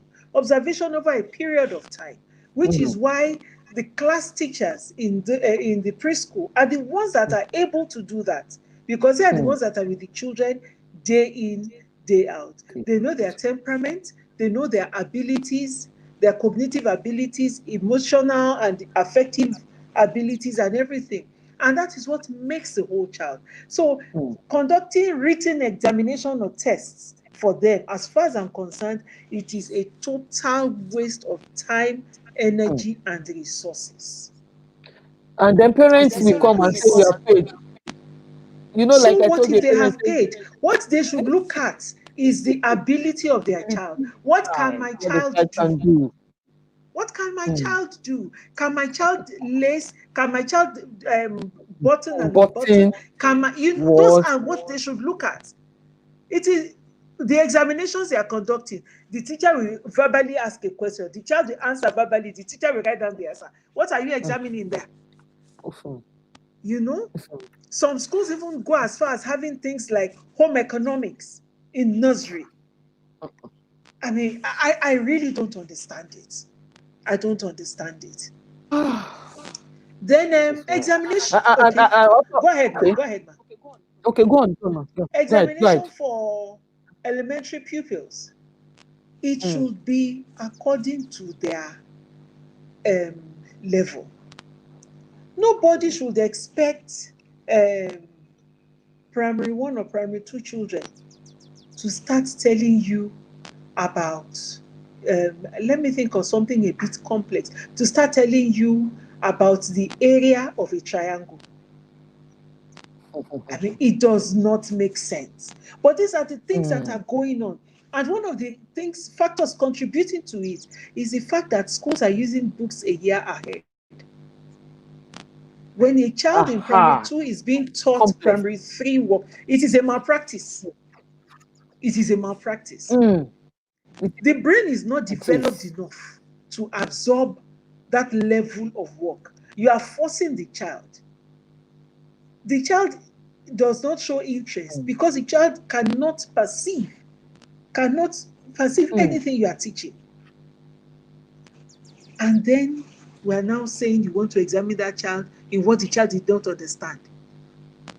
Which is why it has been said that our system of education promotes children to cram. They don't learn, they just cram. And then the teachers also, they're looking for the answer that is exactly the way the notes were written. The children are not allowed to express themselves using their own words, and the teacher should be looking for key words in that expression. That is where you know that learning has actually taken place. But when they are cramming, then there's nothing to examine apart from, did you cram, were you able to vomit my notes the way I gave it to you? You know, that is where the problem lies regarding examination for preschoolers and elementary school. Elementary school, yes, they should have their examinations. Mr. Yomi was talking about CA. I support CA being used, but you know what? CA is too subjective. And if it is going to be used at that level, for that level of decision making, it has to be done objectively and scientifically. Imagine a situation whereby a teacher is angry with a particular child and it's time for CA. Even if that child did very well, because it's nothing objective, the child will be marked down. Or if it were vice versa, the parent has just come back from Dubai and brought a pair of shoes for the teacher. The teacher would, in fact, that child scores 10 over 10. You know? So CA is a very good idea to be used as assessment, but it has to be done objectively and scientifically for it to achieve results. And then when you're talking of CA, we do not have a general CA. My school is different from your school. The child that is scoring 10 in my school can come to your school and score 8. And that is where the issue of cramming lies, even though we have taught the same topics. Because the child is from my school and cannot write your own notes, that child will be marked down. Rather than look at the skill and the principles that the child has learned and has expressed. So when we are not doing a unified curriculum or unified assessment, using CA is very, very subjective.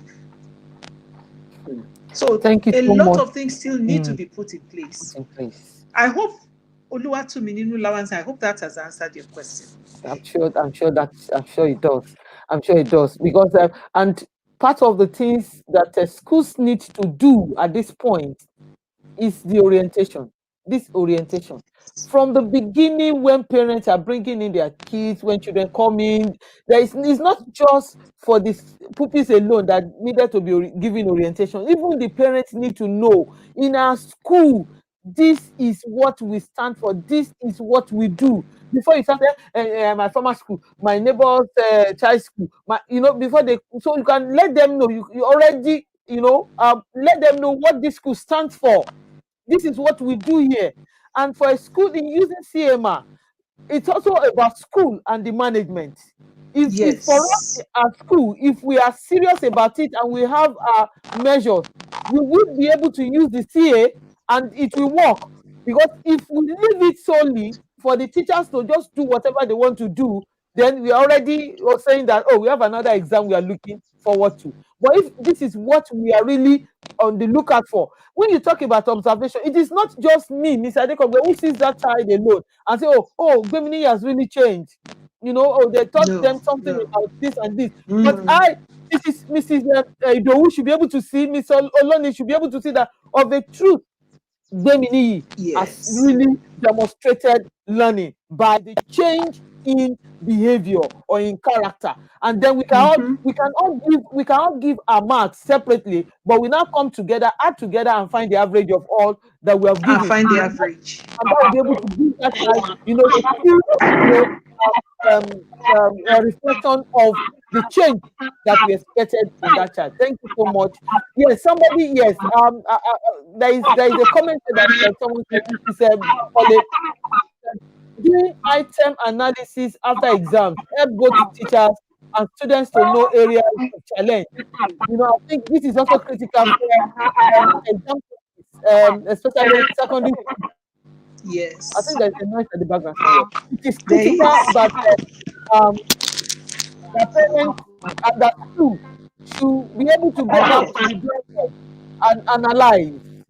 Let them be able to do, item analysis, subject in biology, cell, systems, respiratory, digestive, and then we look at the performances of the children. Even when we do in our internal exam, we should be able to itemize which area did these children perform woefully or the best? And that would mean that they have proper understanding of that particular concept, and that was why they could be perform very well.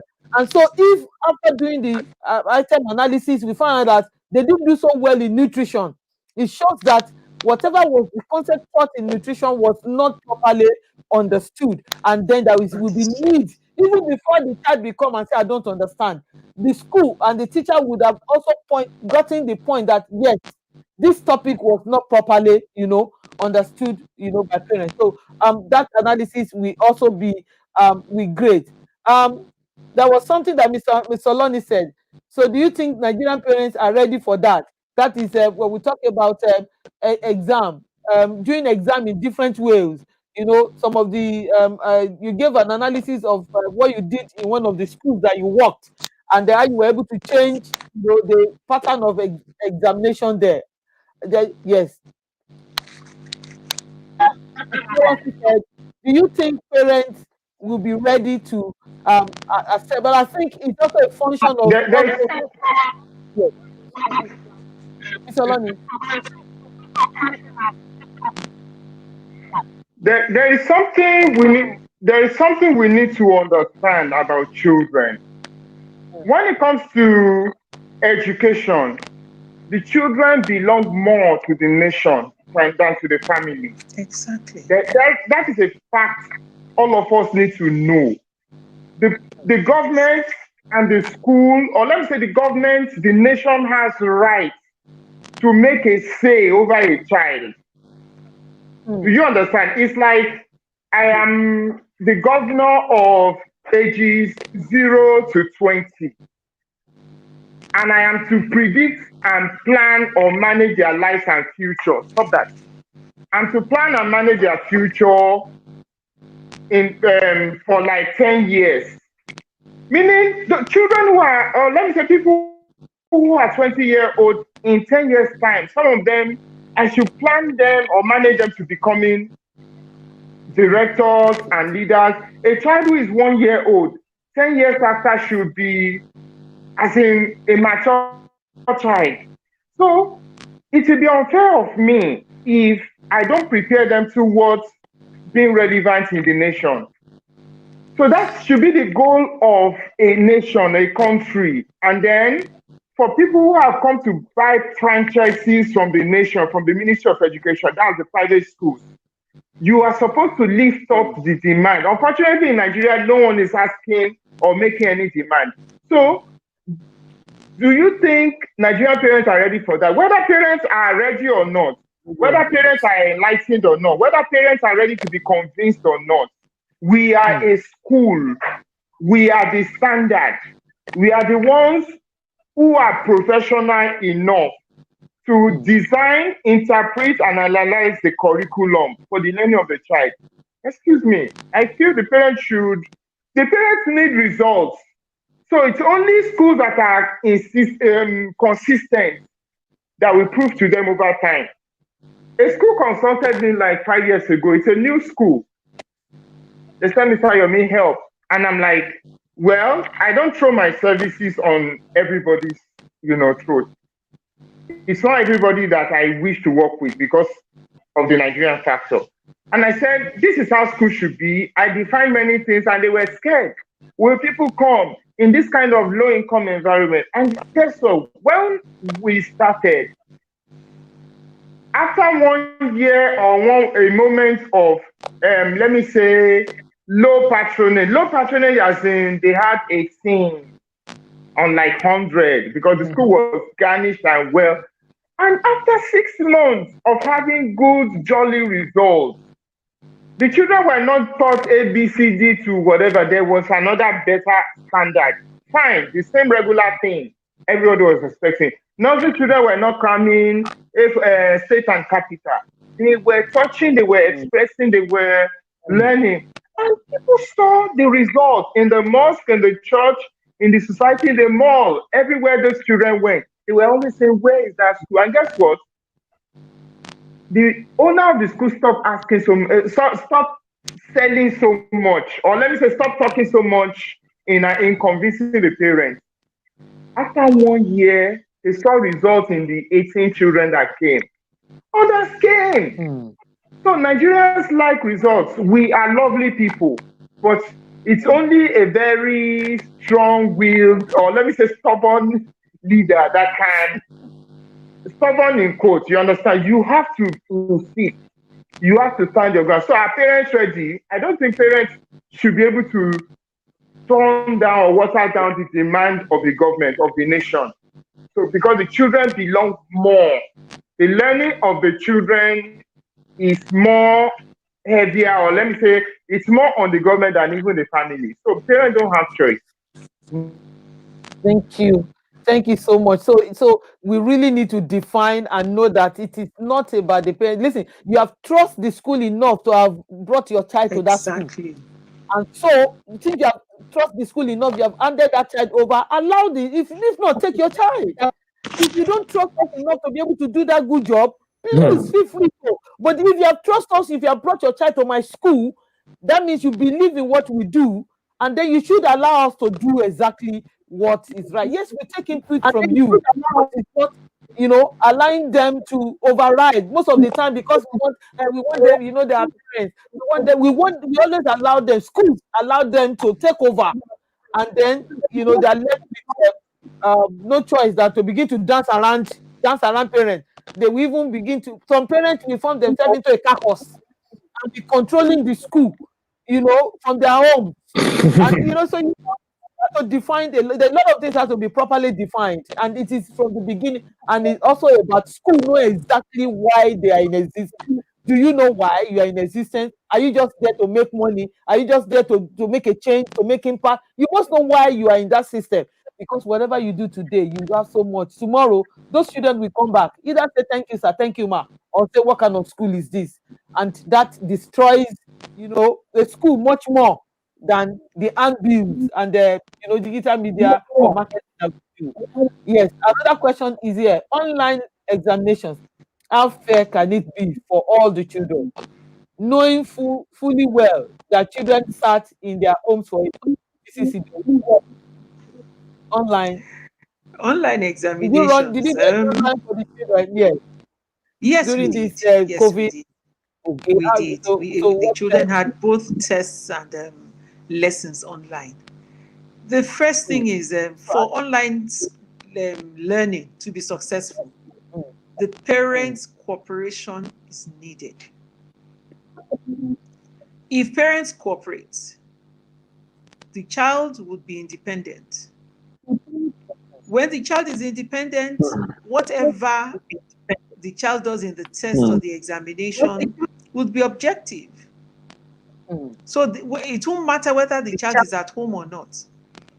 Because I think it was Ronke Posh that posted something a while back, about 2 weeks or so ago, about parents that were actually helping their children with online tests. It is malpractice. That's what we are discussing. Why are you doing that? You are paying school fees. See value for your money. You are paying school fees. So the only way it can be fair is if parents cooperate and allow the children to be independent in their learning and in their assessment. Stop breathing down the neck of the teachers. Let the teachers do their work. Let your child learn, because if the child is in physical school, you won't come and sit in the class. Absolutely. Let the child learn. Let the child do the necessary things. Look at the child's assignments the way you normally do, but ensure that that child is independent. Thank you. Thank you so much. Thank you. Somebody said the desperation is due to high expectations from parents. High expectations from parents. We talk about desperation for in exam. High expectation. Yes. Okay. Mr. Larry, are you there? Okay. No, he's not. Okay. Okay. All High right. no problem. Okay. High All right. Okay. expectation from parents. The education is supposed to be child-centered, not parent-centered. But we find out that it is what the parent wants that the school is doing, not what is necessarily the best for the children. It is the parent that wants to prove that my child is a gifted child. Therefore, he left from primary 4 to JS1. But that child gets to JS1 and you employ a lesson teacher for every subject. Meanwhile, the child that stayed for primary 6 is confident, is mature, and is holding his or her own. What are you desperate for? There is no trophy. There is no medal for who finished first. The same desperation is what informs parents enrolling SS1 children for GCE as external candidates. Exactly. And then the malpractice continues. Because the child has been registered for the exam and must pass. You want to say that my child graduated at the age of 19. After the child graduated at the age of 19, what else is there for the child to do in life? The child graduated at the age of 19, cannot string a sentence together in good English, cannot defend the certificate, cannot behave maturely at work, and then you say my child was a graduate at 19. So what? It is not an achievement.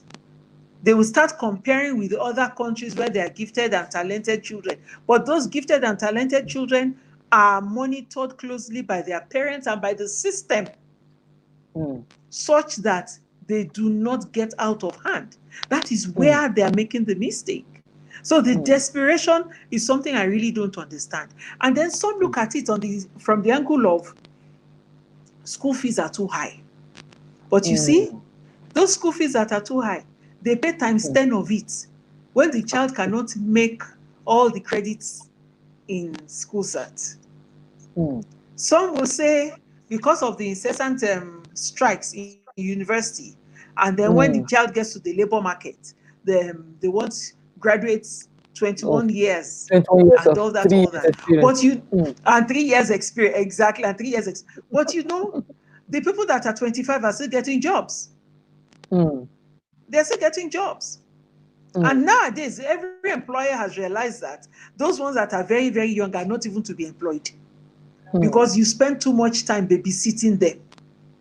Their emotional needs are too high.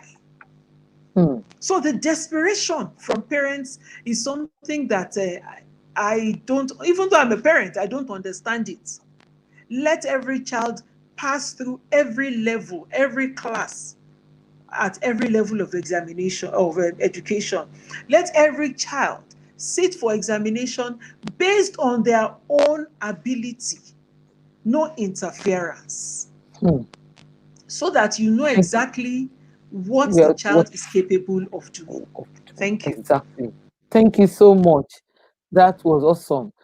Miss Oloni, there is this question from Mrs. Bankole. Said, what do you have to say of WAEC supervisor who called to complain and reported that others should beware of a school that wouldn't take care of their supervisors? I mean, so where do we put all of this? Oh my goodness. That's a tough one.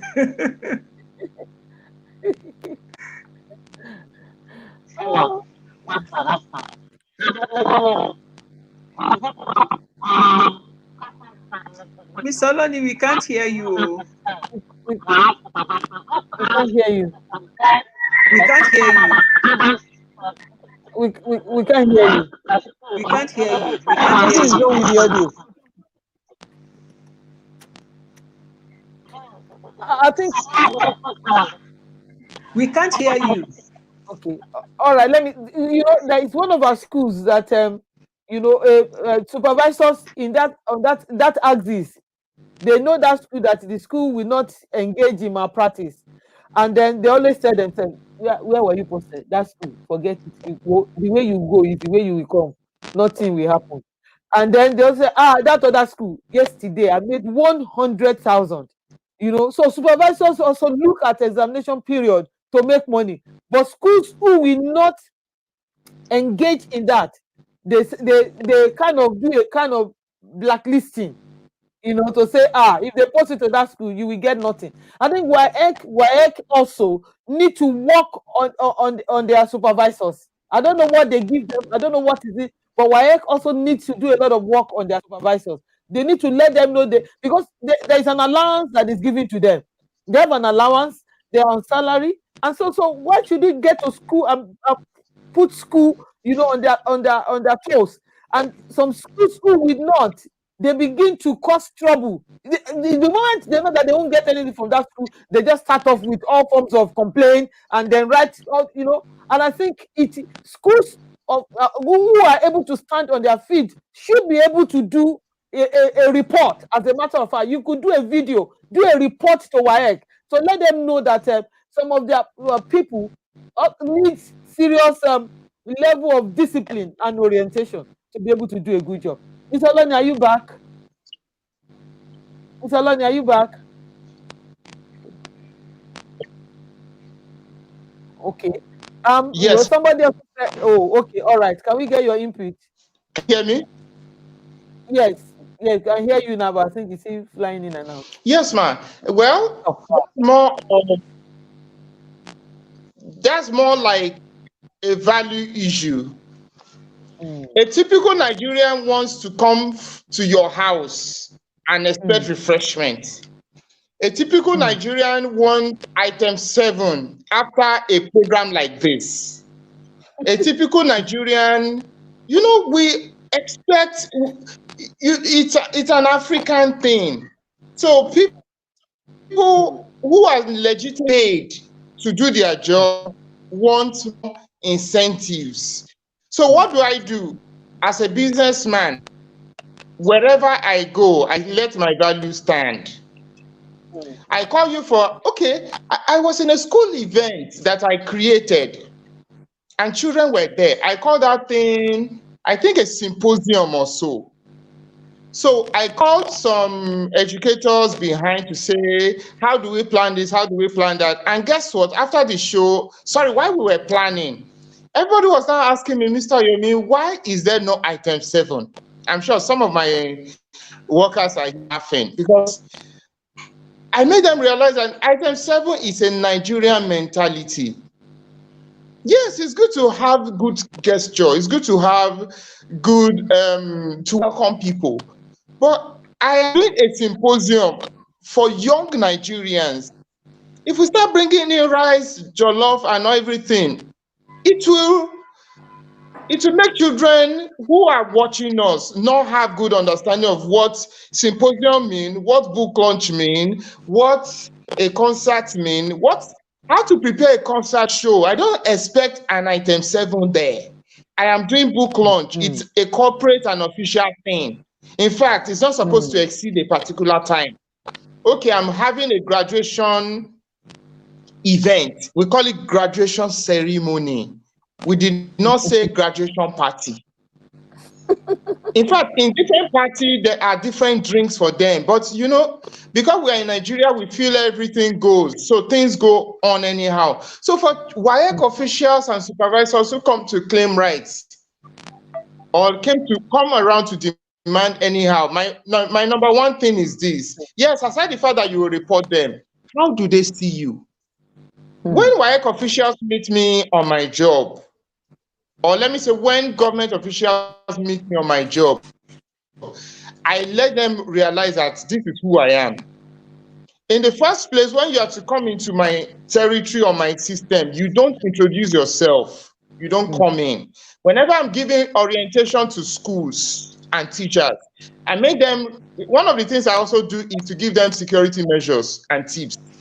If you are a teacher in a school, you must be security conscious, meaning it is not everyone who is from Quality of Assurance Department, Ministry of Education, that should be allowed in. They should present their certificate. Their ID card. Don't forget whenever you see them. Do not always assume every policeman is a police. Some knock at we are police, we are coming in. You ask them for their mission, ask them for their warrant. You understand? A typical Nigerian, we always fidget whenever you hear names. Oh, I'm from WAEC. Yeah, you are from WAEC. You're welcome, sir. My name is this, my name is that. This is our school, this is toilet, this is restroom, this is this, this is that. Once they see that you are very civil and corporate, they will be careful of you. So every school owner should have that behind their mind. WAEC supervisors come in, let them know it is your right to get that demand or that service they are to offer. You are not supposed to give drinks and mineral. I'm not saying giving drinks and mineral is bad, but let people work and render services meant for them.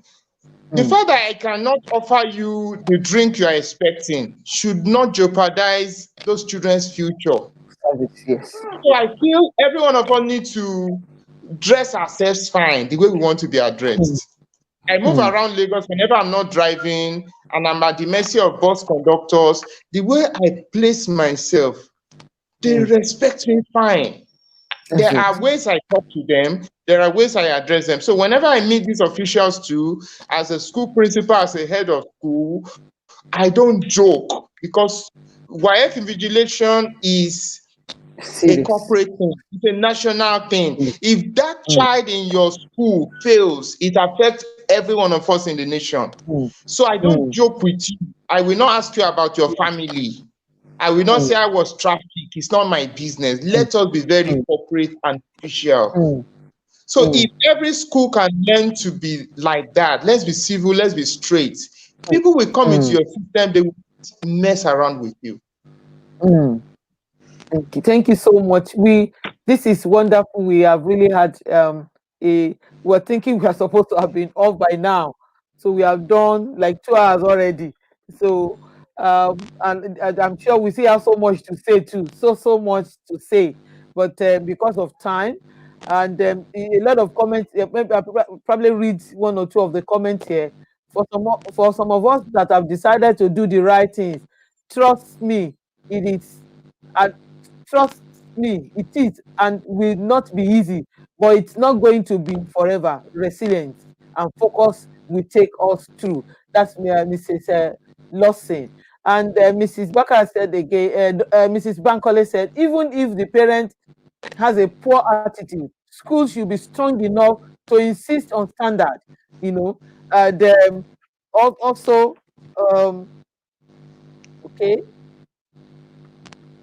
Olusegun Aluko said, it's because there is no sound educational policy to check the schools. That's why a lot of things, I think there have always been policy and policy, but implementation and enforcement is a major issue. And especially in our school, as an individual school, as a unit, let us put, this documented statement, let us allow it to work. Let's allow it to take a free course and let's see how it runs and not break it for every tick and hurry, no punitive measures, for malpractice, see the way gradually was reduced from 21 to 10,000 naira.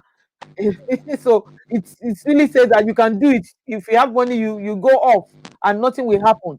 And somebody said, I recommend global life skill assessment on different areas such as leadership, ethics, and value, economics, and life skills.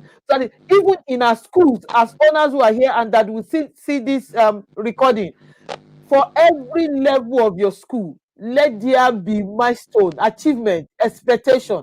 Those who are age 2, age 3, age 4, what are the expectations? Apart from what the parent will say, this is what, like Mr. Olani said, when he took the child to school, my child is not, because it's the first child, it doesn't relate with younger one. This is what I want this child to achieve: relationship, social skill, ability to to relate with one another. And he was able to get that. So parents, even when they come in, we can design as parents when they come in. We can have a small package of expectations, parent expectations at the beginning of every session. What would you, apart from what this child will do academically, what would you want your child? What would you want to see your child do?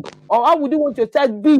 At the end of this term, at the end of this session, and that will also guide us in what we do. And it's important for us as school to begin to disabuse the mind of ourselves first. I think the mindset first, that it is not all about academics for the preschoolers.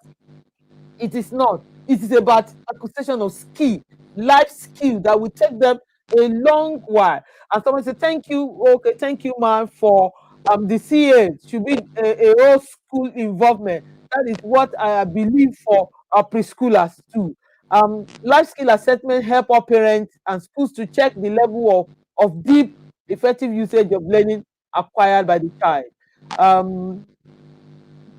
Okay, and then adhere to policies.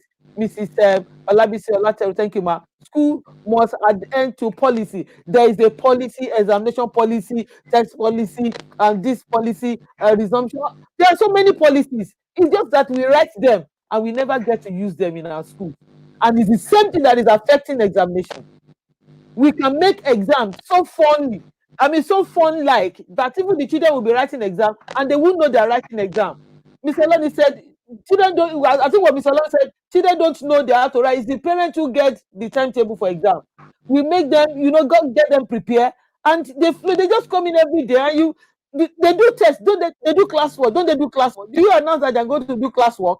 So when they come in to do that, you just get, okay, today, you just get it ready. But of course, parents already know. But also for parents that we also give timetable to. Some of them say, you're starting an exam, you better share, and so. So we also need to, let our parents know the reason, what is the purpose of examination? What is the place of examination? What is the importance of examination? Why is examination in place? So what should we look at even beyond examination? If your child comes, my friend who graduated yesterday from Bangkok, at grade 4.48, 4.48, and that was 0.2 to first class. But you know what? They didn't give her first class. I said, my baby, forget it. Give me a 5. Yeah, first class, wherever. Just go out there and manifest your first class that they did not give you in paper. Manifest it to the world in skill. No matter, So listen, we know what you are capable of doing. No matter what they try to do, but get yourself together. Let's encourage our children. It's not like, see your mates, see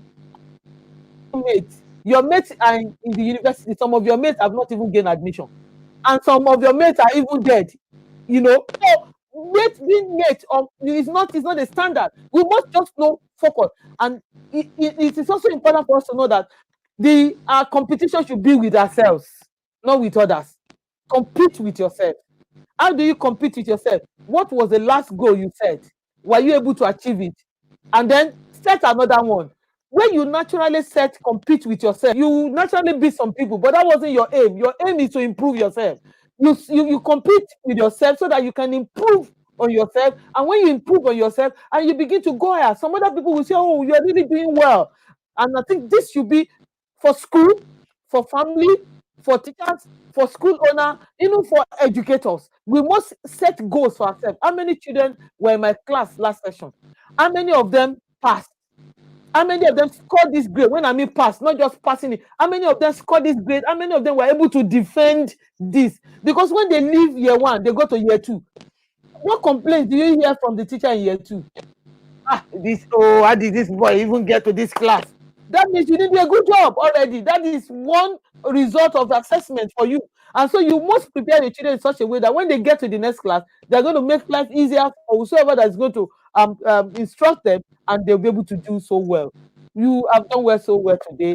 Can we have your parting word, Mrs. Idowu? Your parting word so that we can wrap this up today. Thank you. Okay. It's truly been an amazing time. We've said so much, we've heard so much, we've learned so much. What is left is now for us to go out there and make a difference. And that difference can be done only a step at a time. Each one of us taking that resolve to put a stop to exam malpractice. Thank you very much. Thank you. Yes, Mr. Loni. Yes, there are a lot to be done in Nigeria. There are a lot to be done in our communities. I am on this job. I tell myself one thing every day: I am not giving up. But how best can I change the whole country, the whole world? I should just brighten my own corner. If I brighten my corner, you brighten your corner. Before you know it, everyone will believe. Let's stop waiting for the government. Let's stop waiting on policy. I am that policy. I am that minister. I am that commissioner. I'm that one in that corner, in that space, in that small school, in that small classroom that will brighten the life of the next generation. If that child in your class is done rightly, whether the parents are ready or not, whether the government is ready or not, if you make that child right and upright and okay, there's hope for Africa in the next 10, 20 years. So brighten the corner where you are. Thank you for having me Thank you today. so much. This is so awesome, and I appreciate you for, like I told you, it was just as at this time yesterday, the thing that I had not really got a good hold on it until it was late in the evening. I just said, we can do something today.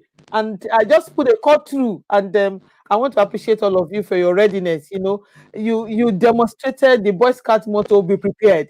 You were prepared at a very short notice without even anything, and you were here, and you'll be such amazing, such a blessing to everyone. I've learned so much, and I'm sure that a lot of our people have learned, and a lot of people that will get to see this video later. Please, for everyone who is here, feel free please to share the link. This is available. They can view it even 10 years after today. You see there, and there's so much to learn, and a lot of things that we also need to put in place, even at school, as we get ready, as we look forward to easing of lockdown. I want us to know that we have so much to do. And for the exam class, whatever you are doing as a school, if you have been perpetrating evil by encouraging malpractice, this program was organized because of you, so that you can still have a change of mind. The children have not finished the exam, so they are still writing. You probably Yes. have done wrong for the past 2, 3, 4, 5 papers. You can change now. If they come to you tomorrow and say, sir, this is I am born again, I have changed. I heard something, I was at that program, or I listened to that. And because I think that was really the urgency in me that caused it, that something can still be done. There can still be a change. We can see change, and you can change. We all can change. The schools can change. The government can change. The sectors can change. And if you're an invigilator, you're a WAEC officer, and you still go about perpetrating evil, there is a big gully at the end of the tunnel for you. You may think you are smart now, but you can never be smart or true. And you know what? A lot of the evil that you do, you leave a lot of these things down for your children. You don't know. So many people have done so great things, and their children are benefiting from it. Same thing, so many people have done so terrible things that their children are also benefiting from it. Whatever you do now for these children, it will wait for you. And I want us to know that we are not just working for today, we are working for tomorrow. We are raising children that will lead. The children that in a short time, all of us will not be too active, on the stage any longer. These children will come to the stage, and they now begin to do much more than we are doing now. But we need to get it right. School owner, you have done what you can. It is not in your place to begin to teach the children in the examination hall. It is not in your place. You have taught them enough. Teachers, you have done the job that you are supposed to do. Leave the children. Whatever that comes out of this examination, they are good to go. There is GCE to be done. There is NECO. They can. And because they need to learn that they didn't get something right, for them to really go back to really go and do a good job. And for this is not your end, as a matter of fact. It's not even the beginning. It's just one phase of your life. The way you undo it, you just undo it and just see it as one of those things. You get it right, fine. Listen, I've heard that a lot of children are contemplating, if I don't get this right, nothing will happen to you. And suicide is not an option. It is not an option. You don't even need it. You don't need it at all, because in yourself you are a star. Do you know that Andela, an IT outfit, get people in not on basis on their results. They get people, they recruit people who are interested, who want to go into IT. They don't want to know what result you have, what your O level, or if you have degree or not. Are you interested? Do you want to skill yourself in IT? Come over. They take them over and train them for 4 years and pay them in for, and after that they get them job outside. So listen, whatever is your field, whatever is it that you want to do, you are good to go, and you are a star. You cannot listen. You can't die. You don't need to. I am waiting for you to come and treat me when I'm much older, and I am waiting for you, for anybody who is harassing me around when you become a lawyer, to come and defend me. So the fact that the WAEC is looking the way it is, that is not where your life ends. So don't even look at suicide. And when your friends are coming with microchips, tell them Whatever I know is what I know. And that I know, I will write it. And whatever I get, I know that it is what I have written. And I tell you, you will come now. And for parents, please spend your money wisely. I know you have a lot of money to go and buy microchips. You have a lot of money to pay people. You even go to the extent of going to WAEC because you are influential to organize the kind of person who should go to your child's school. That won't pay you. And after all, where does it end? Yeah, where does it end? So you really need to really get up and know that these children, as you prepare them to take care of you, is the way you prepare them. If you don't prepare them well, they get to a point they can't even take care of you in your old age. You're always pampering them. You're always doing everything for them. You organize the exam for them. You organize lesson teacher for them. You take them off in primary 3 to secondary school. You also get them into private university. You do everything. You organize. You change their service for them. You do everything. You are still going to marry for them. Abi, get them job and help them to do the job. It doesn't work. It won't work. We need to wake up. We really need to wake up and have a mind change. A mind change is it for us, and that is where we should be headed, and that is where that change can be. Let us be the change that we want. Let's begin to make a difference in the life of everybody around us. Stand out. If nobody is supporting you, stand out.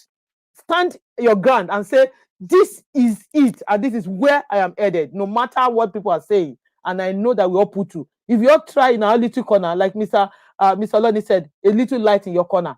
Yes, and Mrs. Idowu, and all our speakers have spoken. Be a little corner in your corner. Shine your light in your corner and continue to do what you are doing. I tell you, it will all end in praise, and we all have cause to thank God. I want to appreciate everyone again. Once again, Mr. Yomi Oloni was awesome having you around. Mrs. said, Tony Idowu, bless you, my sister. Thank you for making time to be here.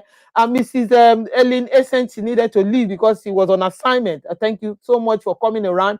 Mr. Lanrewaju, Yusuf, you are awesome. Thank you for coming in and sharing your lights and being around. Thank you for the great work everybody is doing. Also, Dr. Dosumu, for the great work you are doing. I appreciate all of you.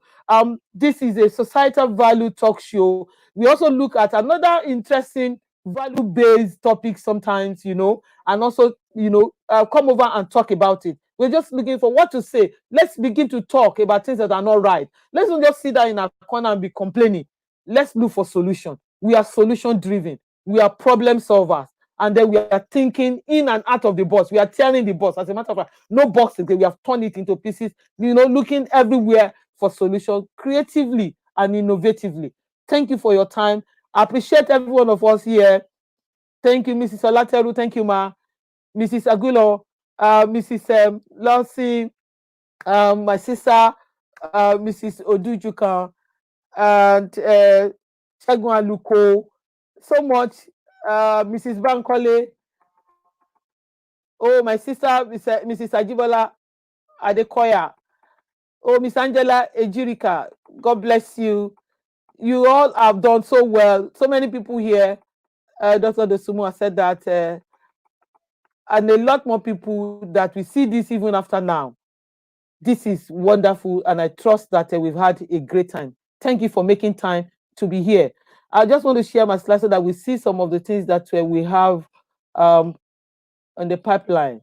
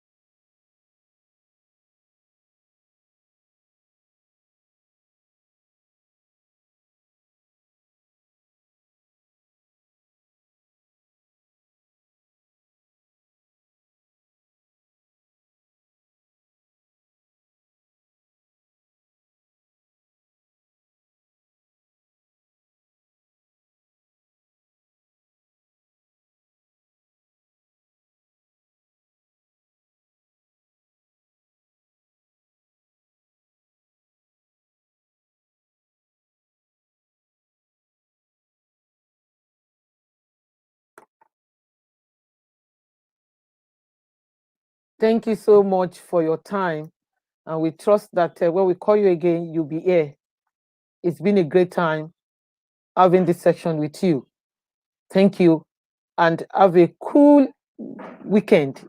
And to all our children that are writing exam, I wish you all the best. And to the wonderful teachers, the school owners and parents, the Lord will reward you adequately. God bless you. We trust that when we call you again, you'll be here. It's been a great time having this session with you. Thank you. And have a cool. God bless you.